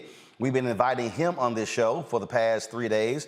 They have not consented to come on, as well as board members of the Board of Trustees or the Florida A&M alumni. We'd love to talk with any of them. So here's the president, what he had to say. As Keith Miles said, good afternoon, everyone. As Keith Miles said, I just had a very informative, productive session with our football team. Of course, they're all males. And it was very productive in the sense that I had a chance to hear from them directly what their issues and concerns are. And probably more importantly, to let them know that we're committed to addressing those issues as well. And went over an hour, and as I said, they had a lot of very good questions, and our team was there to hear them as well, so we can take those and continue the work that we're doing to make this the best experience for them possible. President, what's the main, reason that you wanted to hold this meeting today? Well, I just want them to know, I talked to them last Friday, right, about our commitment to their success. I wanted to come and talk to them in person and hear what their concerns were in person. I do appreciate the letter that they got, but I got a little bit more of a sense of the passion and urgency around the issues when I talked to them in person. So that's why I came. I want to look them in the eye and hear from them directly and not try to have to interpret from the language in the letter. Okay. So is this just you listening to them about more with the letter, or do you have an official response to what they were saying? So we had an opportunity to hear from them and respond to them as well. So it wasn't just a listening session on my behalf. We tried to let them know where services are, what things we're doing for additional services that they need, et cetera. Okay. And how would you describe their acceptance of your answers, or was it a understanding dialogue, a contentious dialogue at times? No, I think it was a very understanding dialogue. And one of the things I'm most appreciative of is the professional manner in which these young men handled themselves. Mm-hmm. What is the university doing to make sure this doesn't happen again? I mean, in 2019, there were 3 compliance officers. There's 1 now. Mm-hmm. What has changed? Mm-hmm. Why has it gone down like that? And what are you doing to make sure this doesn't happen again? So what is the diss that you're referring to? In 2019, we had a press conference in the Al Lawson Center when Kendra Green was the head of compliance. Mm-hmm. There was her and 2 other compliance officers. Mm-hmm. There's 1 compliance officer over all of athletics right now. Why the decrease? What happened? And what is being done to make sure this doesn't happen again? Well, that's not exactly true. There is 1 compliance officer in athletics, but we use our compliance program to provide assistance to athletics as well. Ms. Rika Calhoun and her staff help out with compliance in athletics. And we've also made a commitment to additional staff on her team as well. In fact, we're in the throes of a search process that will result in at least 2 people in the next 30 to 45 days on the campus. But overall, we've committed to a total of 5 additional people to help with compliance in athletics. So how many officers, when it's all done, I just want to make sure I have the number right. Mm-hmm. There's the 1 now that's just for athletics. How many will there be just for athletics? Well, that will be these additional 5 people will be just for athletics. So there'll be 6 total. Maybe more, because don't hold me to the number, because if you really want to know that, you have to talk to Ms. Calhoun. But I know we did commit to 5 additional people to work on athletic-related issues, whether it's financial aid, academic progress issues, and so forth. Okay, so that just won't be for compliance. It's just 5 extra people to deal with academic advising, compliance, just in that. No, academic advising is separate. Okay. Okay, these are compliance people. Okay. We also committed to adding 2 additional people to help with academic advising. Okay. Specifically in athletics. However, the full impact of what we're going to do in academic advising is utilize the 18 other advisors we have for the campus, train them very specifically in some of the nuances associated with athletics, progression issues, GPA issues, and so forth, because that's a little bit different than a typical student, going from one level to the next. They have to accumulate a certain number of hours after each year and so forth, which is a little bit different what you normally think about when advising students in general. So that's 2 people to wrap up the advising staff and 5 people on the compliance side. Mm-hmm. Thank you. Mm-hmm. President, are you familiar with anyone that hasn't been cleared yet?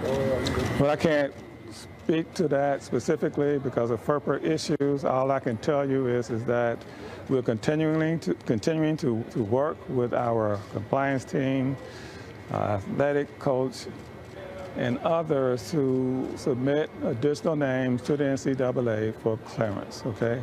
And we have another 4 or 5 that we'll be submitting as early as tomorrow, right? To hope to get them cleared, perhaps in time for this game, but we don't know for sure because that's in the hands of the NCAA. Okay? What do you feel is like the most, since Friday, what has been the most troubling aspect of this news that has been surrounding the athletics, FAMU athletics? In terms of what we are now, I really think that the misconception that people may have that we're not supportive of FAMU athletics in the way that we should, and we don't care about these young men, that's very disturbing to me, because I know how much we do care and how much we put into make this program whole, and we're going to continue to do more. But that's what bothers me the most, is that this perception that we don't care and we haven't invested properly in the program. In a statement that came out yesterday, there was talks of rumors and misinformation dealing with the compliance issues. What in reference is that to?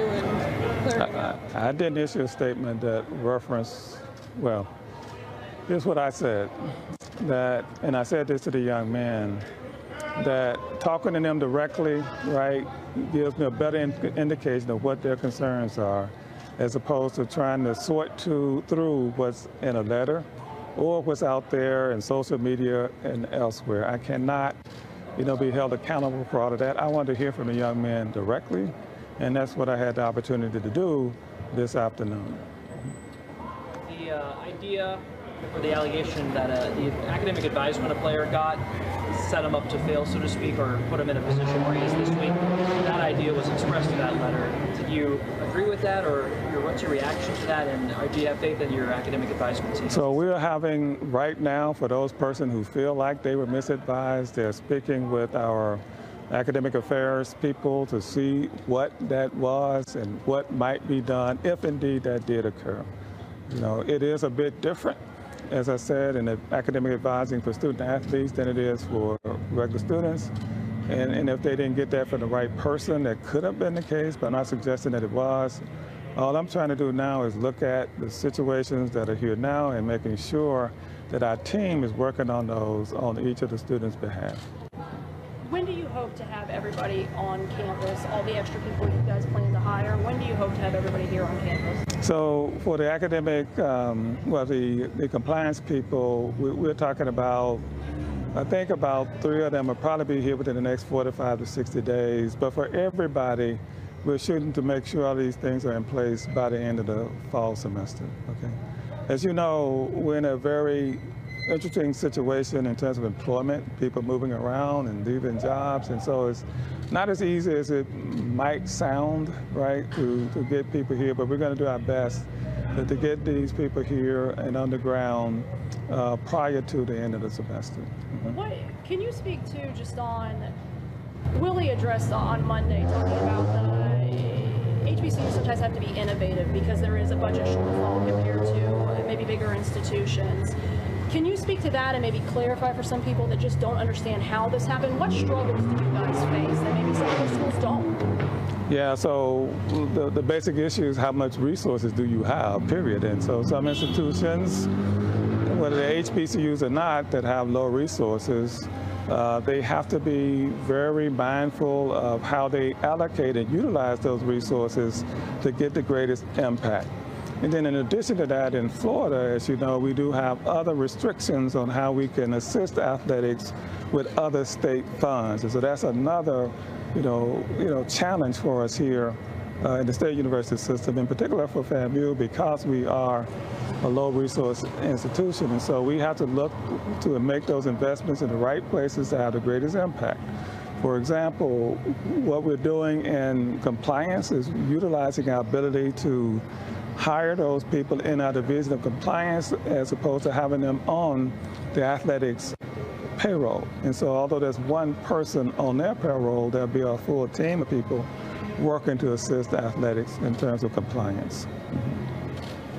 Let's do 2 more questions. Just the whole process. Are you aware of how long it could take, the whole process with compliance? Well, I mean, it's an ongoing process, I'll put it that way. And so we're continuing to work with our people and the coach to make sure every reasonable chance that we have of getting a student a waiver, that we get that done. And so we have to be careful, though, that we don't send the wrong message to the NCAA that we're not doing our due diligence and making sure that these young men in this particular case have issues that legitimately give them a chance to play, okay? All right. I have a two-parter, if I could sneak in here. First part, just to clarify some of those other details, the number of tickets allocated for families, was that brought up? Is there a resolution there? Yeah, that has been reinstated at the 4 tickets per person, yes. The AD made that decision just yesterday. Okay. And then, feel free not to do this, but since you're with me, I'd love just your thoughts on the dorm situation with the FAMU housing, having to be evacuated off campus, and the shuttle system in place. Have you been monitoring that closely? Do you have the housing department and the housing system? What's your So there are 2 situations. One at the Phase 3 facility where we had to move everybody out because there was a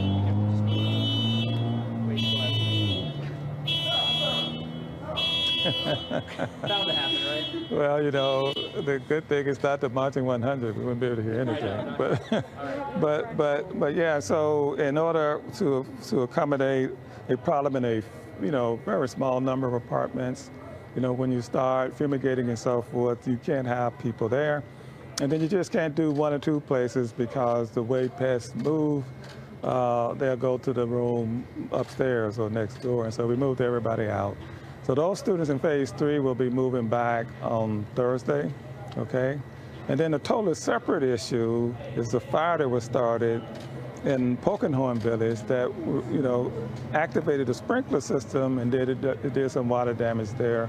And so we're working through that. We've had those rooms, have an outside contractor, helping us, dry those rooms, and in some cases having to replace wallboard because it was damaged by the sprinklers that were activated. And so those students should be back in the dorms sometime next week, okay? Just one quick follow-up. The message to the parent that might be a little frustrated about their student having to be shipped off campus, what's your message to them? Well, in both cases, they need to know that we have provided for them transportation back and forth. There's a person there, an RO, a resident advisor, whatever they are called, to provide some additional security for them. We're providing food for them, the meal plan, and so we have our eyes on them, but they'll be back on campus soon. Okay. Thank you, Dr. Thank you very much. Thank you.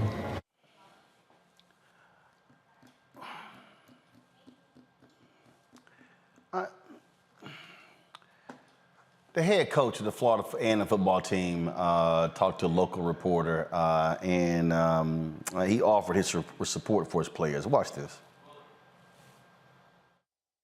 I'm proud of the young men, for being able to advocate for themselves. Obviously, there are things that they feel aren't contributing to their first-class experience that we talk about here at Florida A&M. And so to address that is what I think they should do. And as a head coach, it's my job to support them. And they're not alone. There are other students that are coming out and other sports. And so I think the letter is getting more signatures as we speak. But again, it's not an attack on the university. It's not an attack on any individual. It's just like any other national, protest or whatever. These young men are bringing awareness to things that are affecting them, right, at the end of the day. And we have to be sympathetic to that because they are the product. Without the kids, none of us are here. And so, it's important that we hear from them, that we address these needs and concerns. If there are areas that we need to improve upon, let's put our collective heads together and improve them. Because again, we want the best and the brightest to continue to come to Florida A&M like they have for over 140 years. And for us to continue to do that, we have to make sure that every student athletes included, has that first-class experience that we talk about in our school motto. I think they just want to have a chance to continue to get their voices heard, right? And, a lot of times they feel ostracized, they feel like they've been silenced. And so this is an opportunity for them to voice those concerns and get some answers, right? And so I'm proud of them for taking the meeting. Dr. Robinson called the meeting, so thankful to him for seeing the need to address these young men. And I think collectively we can be the FAMU that we all aspire to be. We're doing a ton of phenomenal things here at this university. Again, I continue to echo the message that we don't have a football team or a sports program full of bad students, right? We have a couple of individuals that didn't get it done in the classroom, but for the most part, the guys on this football team have taken care of their business in the classroom. And so again, I don't want that to be what people think about these guys. They bleed, they sweat, they cry for this program, for this university, and I think it's only fair that we support them the way that they need to be. All right, so Larry, Michael, and Jason, I gotta bring y'all in here.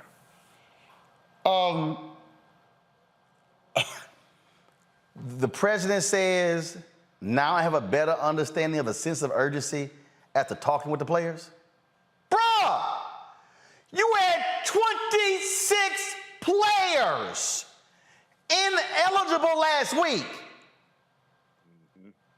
When did you get the report that 26 can't play? For all the folk out there, do y'all know college teams, Power 5 conferences have tops 80, 75, 80 players? 26? Last night, I talked about the ban issue. Their trip to North Carolina was a great trip for them. They stayed 2 nights, but normally when they go to these classics and other places, they only stay 1 night. So I want to correct that. It wasn't North Carolina. But everything else I said about the issue with the ban still apply. I had some fool tell me there's nothing wrong with a nutritious box lunch. Man, ain't nobody trying to sit here and play all damn day and then get your ass on the bus eating a cold-ass sandwich and a box lunch. Larry, what I don't understand is, again, I want the president to come out and sound authoritative, saying, this is happening. Well, we're going to have 5. Well, might have more. We're going to train 18 people. Hold up. Well, who's the athletic? Well, no, you got to ask Miss So-and-so. You the president. What I don't understand is, how does the president not come out and say authoritatively, this is the plan of action we're taking right now. We're doing this, this, this, this. The issue they raised about food, this is what we're doing. The issue they raised about summer housing, this is what we're doing. This is what, man, Larry, go ahead. Yeah, so, I write a lot about leadership, and I've written about, HBC leaders who have succeeded. So this is really about crisis management and how you respond. So first of all, Roland, I want to give a shout out to those young brothers who raised the concerns, legitimate concerns that they did. And I'm glad that they're being addressed. So there are a few things here. He mentioned hiring the compliance officers. And once again, we talk about crisis management. It's really important to have a finite number when you're out in public talking. And so that's really critical. The other thing I want to talk about, Roland, is the president has a trustees meeting this week. And he's really going to have to make it clear about what the plan is. So what I like to do is I like to provide some actionable steps. And I have a couple of things he needs to do to address some of these issues. First of all, I think that he needs an audit, someone, a law firm or someone else who's familiar with FAMU, bring in someone externally to do an audit to kind of give them some clear indication of things they need to do, not just this academic year, but move forward. The second thing I think they need to do is he needs to kind of put together some kind of blue ribbon panel of individuals, alum, et cetera, who can provide some kind of blueprint for the next decade after the results come out to make sure that these kind of issues don't happen again. And once again, Roland, this is about crisis management and how you respond to issues. And I would hope that his staff, his administrative staff would have prepped him in terms of being able to be more responsive and clear and decisive in terms of how you respond. The last thing I want to mention, because I'm in the state of Florida, and, in terms of some of the challenges, the HBCUs nationally, particularly state HBCUs in terms of funding, the reporter asked him about that question.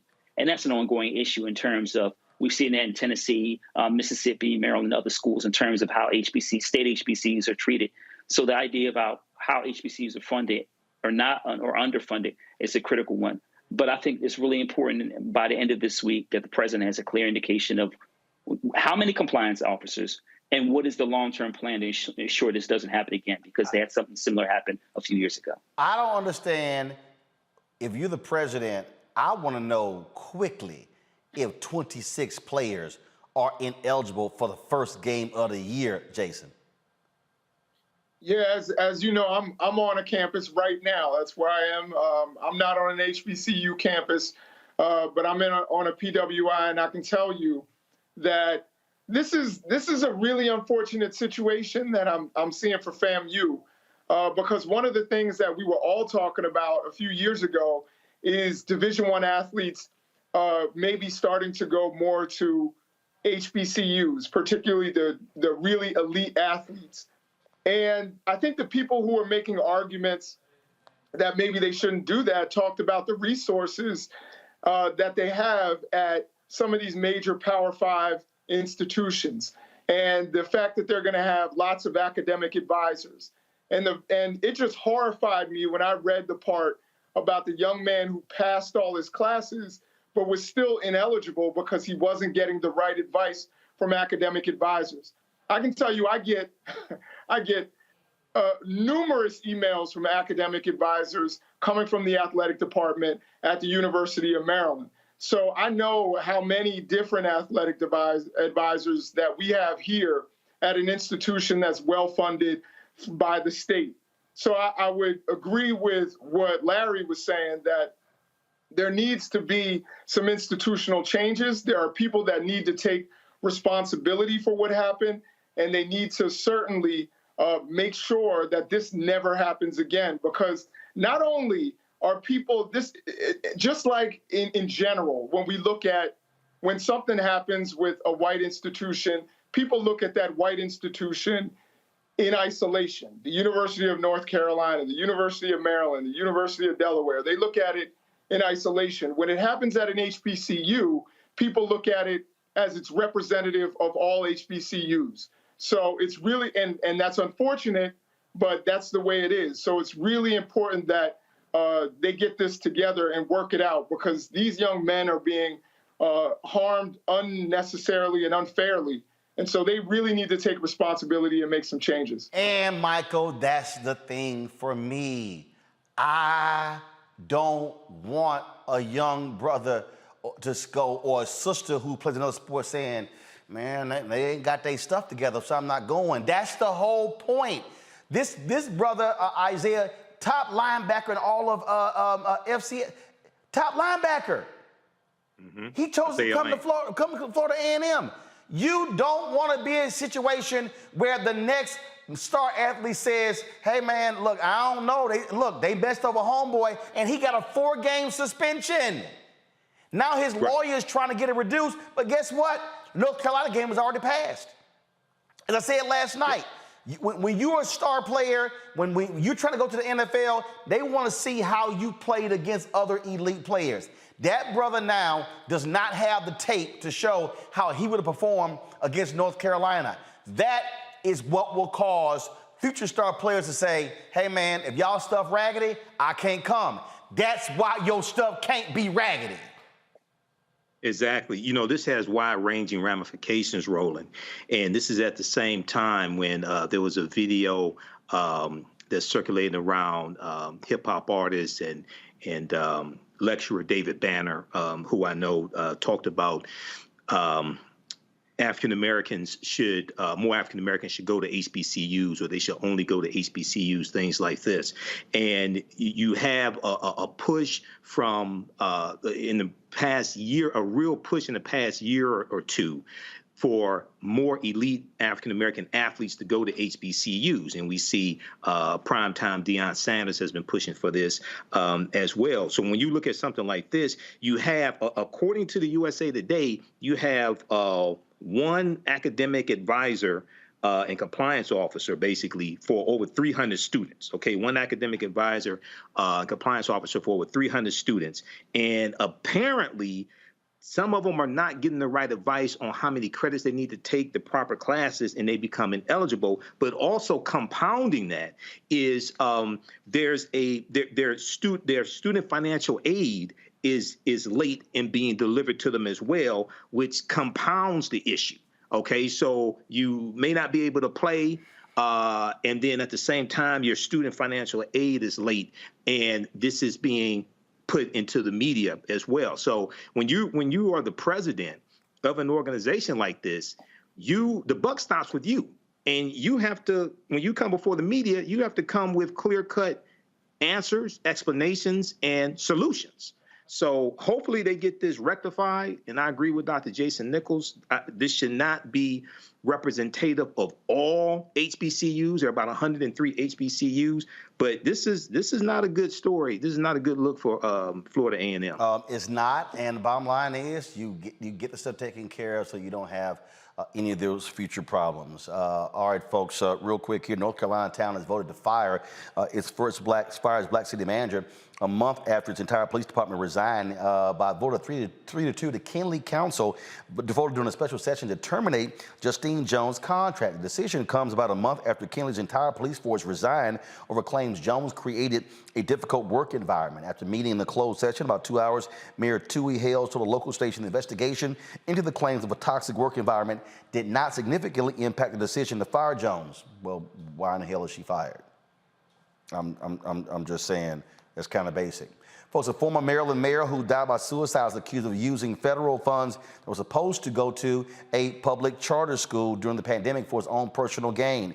Kevin Ward became the interim mayor of Hyattsville, Maryland in Prince George's County in January 2021, was elected as the first openly gay and second black mayor during the spring of that year. A civil complaint filed by the U.S. District Court for the District of Columbia says Ward, the senior director of technology for KIPP DC, was responsible for purchasing information technology products like computers, tablets, software after the pandemic shut DC down in March 2020. Around December 2021, KIPP DC realized it never received any of the technology it had paid for. Instead, the federal government claimed the money went to buy 10 vehicles, 9 of which were ultimately purchased by Ward. The $2.2 million also allegedly bought 2 properties in Augusta, West Virginia, and an assortment of sports memorabilia. The complaint indicates the company Ward purchased these items from shared his home address.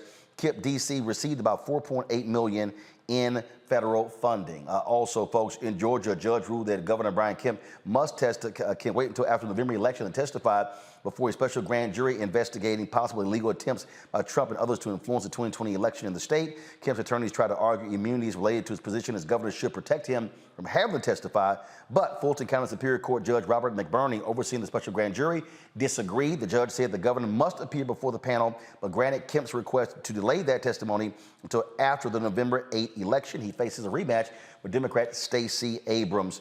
Kemp is maintaining his lead over Abrams by 5 points. According to the recent Georgia governor's poll, he's a 50-45 lead over Abrams, despite the Democratic candidate's spending advantage. All right, folks, real quick break. We come back, time for our Tech Talk segment right here on Roland Martin Unfiltered on the Black Star Network.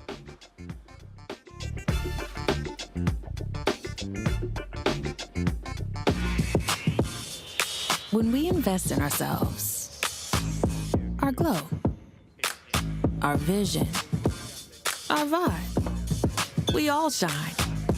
Together, we are black beyond measure. Hatred on the streets, a horrific scene, a white nationalist rally that descended into deadly violence. White people are losing their damn minds. As an angry pro-Trump mob storms the U.S. Capitol, We're about to see the rise of what I call white minority resistance.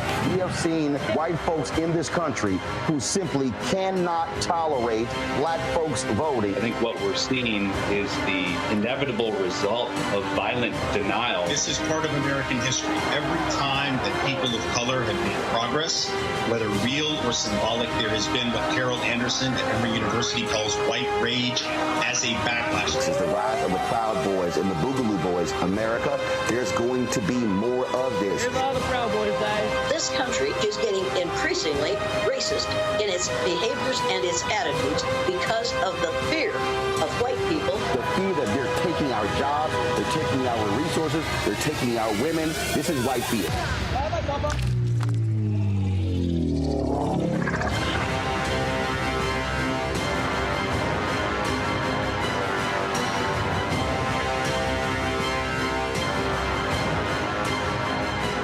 When we invest in ourselves, we all shine. Together, we are black beyond measure. Hi, this is Cheryl Lee Ralph. Hello, everyone. It's Kiara Sheard. Hey, I'm Taj. I'm Coco. And I'm Lily. And we're SWV. What's up, y'all? It's Ryan Destiny, and you're watching Roland Martin Unfiltered.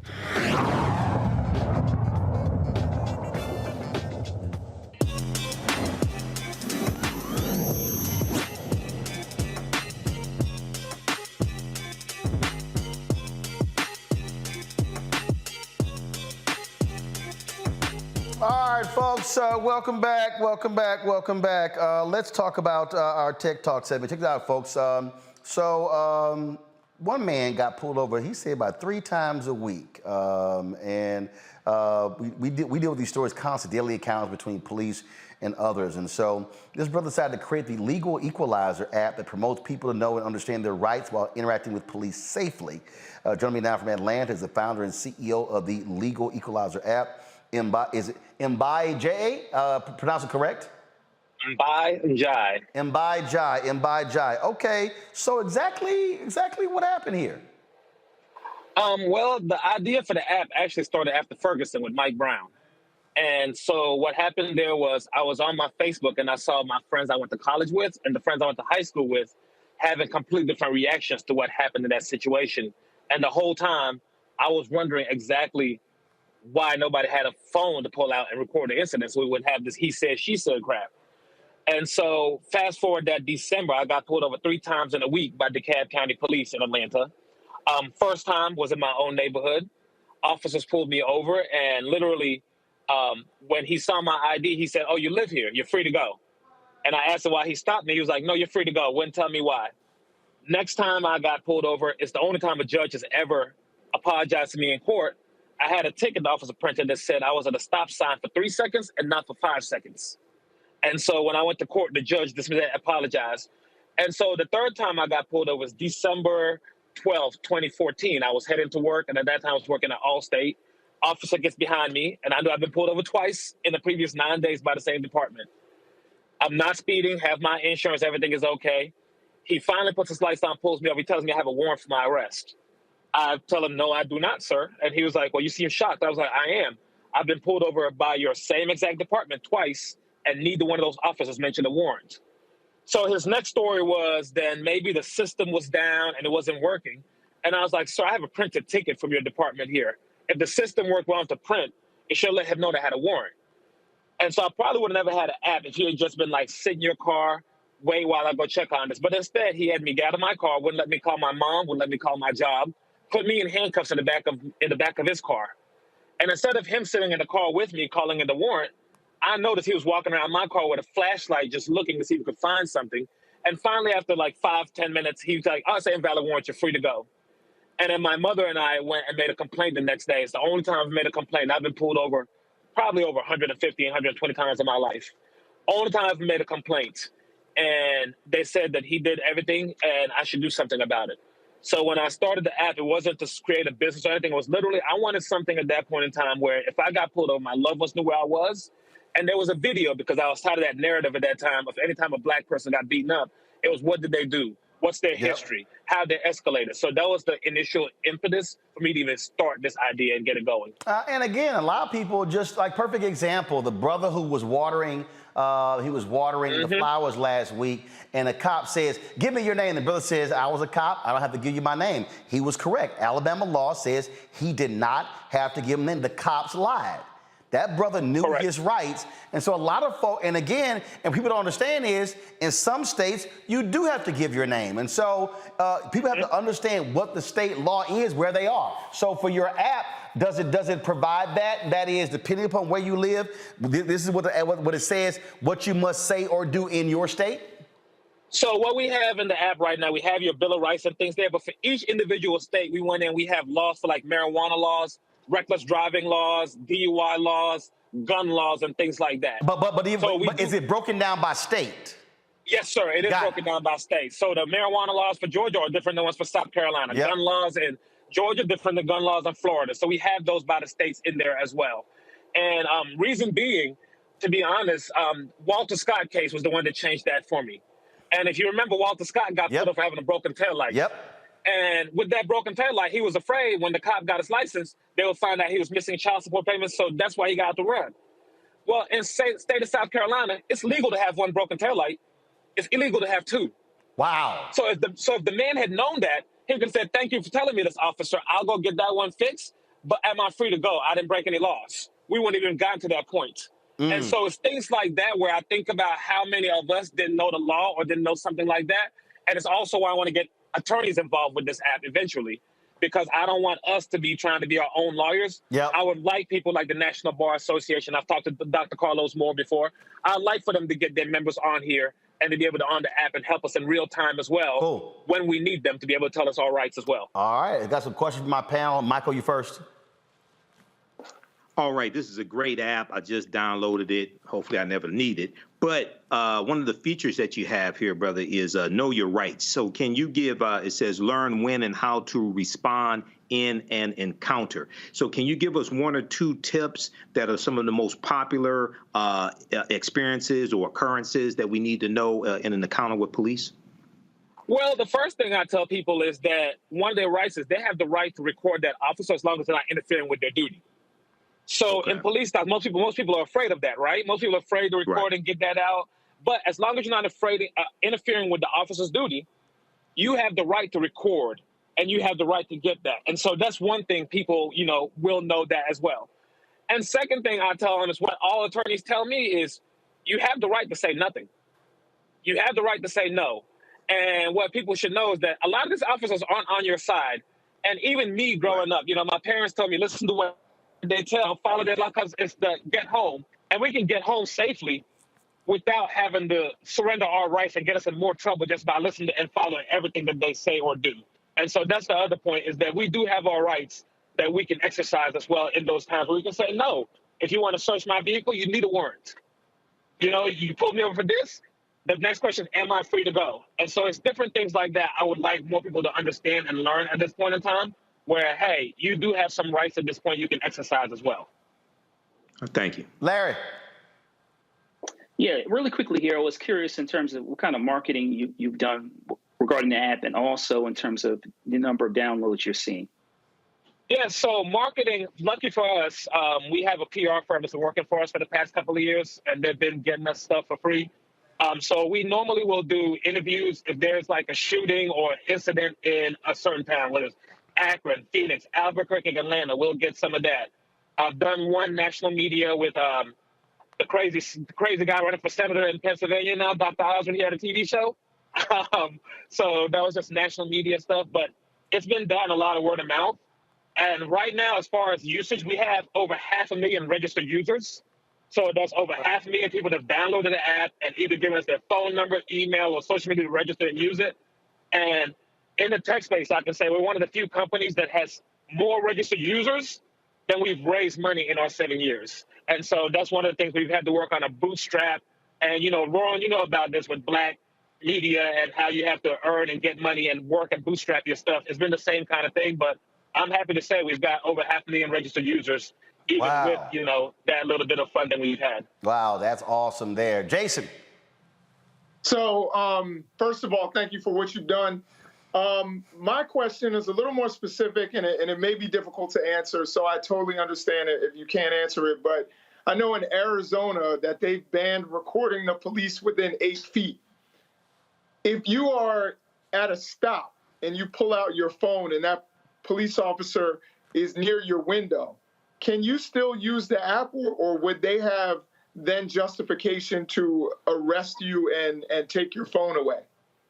So that's going to be a tricky one because what I want to say is that you can, and I need to double check with the new law in Arizona. I need to go talk to an Arizona attorney. So let me put a disclaimer for that. But the reason I think you can do it is because the car is your vehicle, right? It's your property. And you should have the right to record your own property.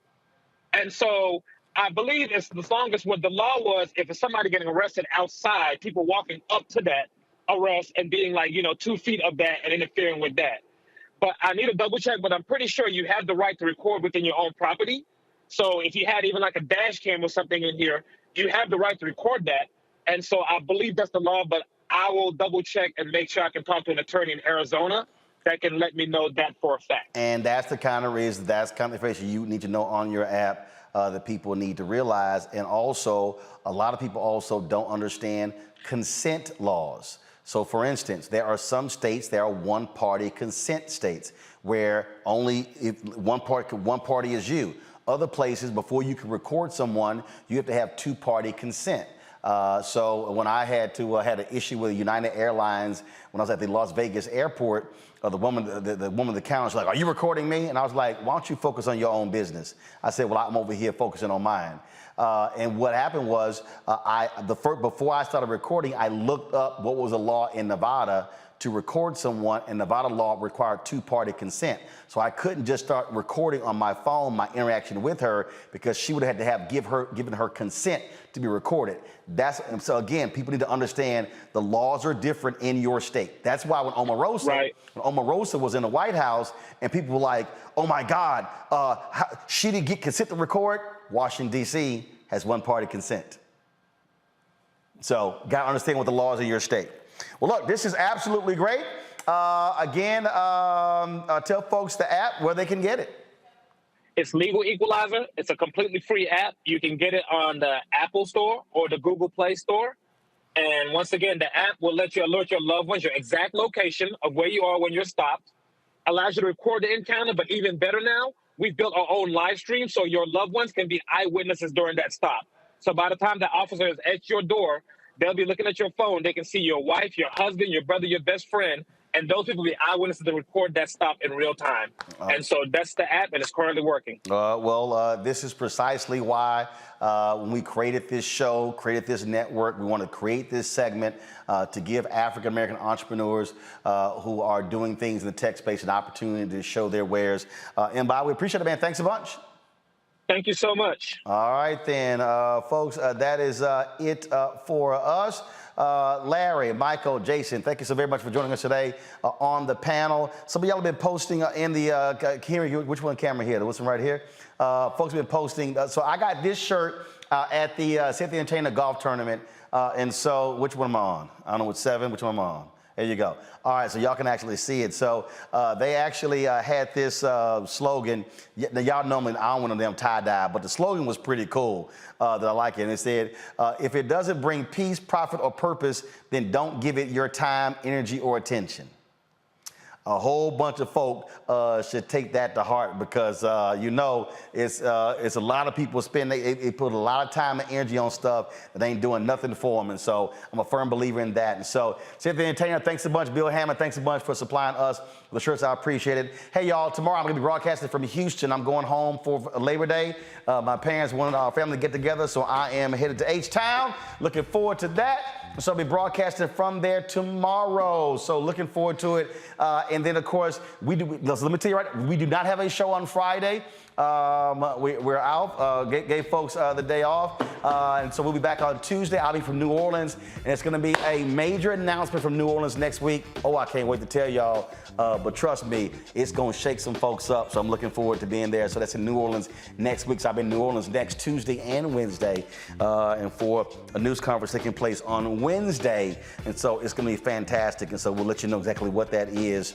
And we'll be live streaming that announcement on the Black Star Network. Don't forget, if you want to support us in what we do, y'all, please do so. Download the Black Star Network app, Apple phone, Android phone, Apple TV, Android TV, Roku, Amazon Fire TV, Xbox One, Samsung Smart TV. Also, please join our Bring the Funk fan club. Your dollars make it possible for us to do what we do.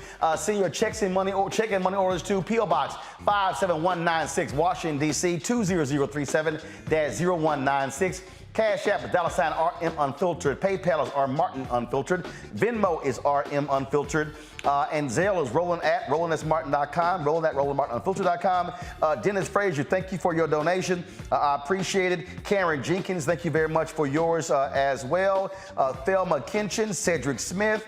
Let's see here. Who is this? Okay, I'm trying to sit here and look at it now. Jimmy, thank you for your donation as well. Gregory Kelly, Cynthia Robinson. Let's see here. Kareem Brooks, thanks a lot. And I'm looking, I know there are a couple of others that I missed, so I'm looking for them now. Let's see here.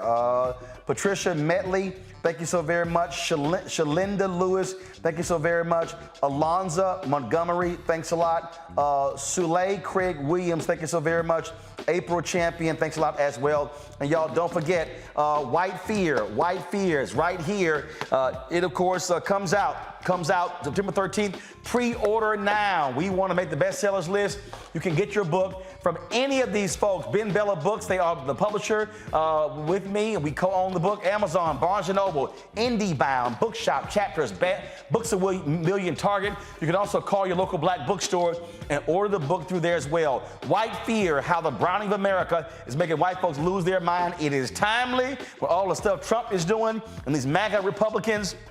Folks, you don't want to get it, and I'll be traveling the country talking about this book and talk about these very issues that are happening in real time. That's one of the reasons why, I mean, literally every month the story was changing. I said, y'all, we really got to publish the book, because guess what? White folks will keep losing their minds, so we got to publish it somehow. And so that's what's up. And also the audio book is going to be available on Audible as well. I've already done the recording. You can get that book as well. All right, folks, that's it. Y'all be commenting. I'm sure glad y'all like our new pop-up tables here. It is pretty cool, huh? It is pretty cool. So we can travel with them and we can get it going. All right, y'all, that's it. I'll see y'all tomorrow from H-Town. Holla!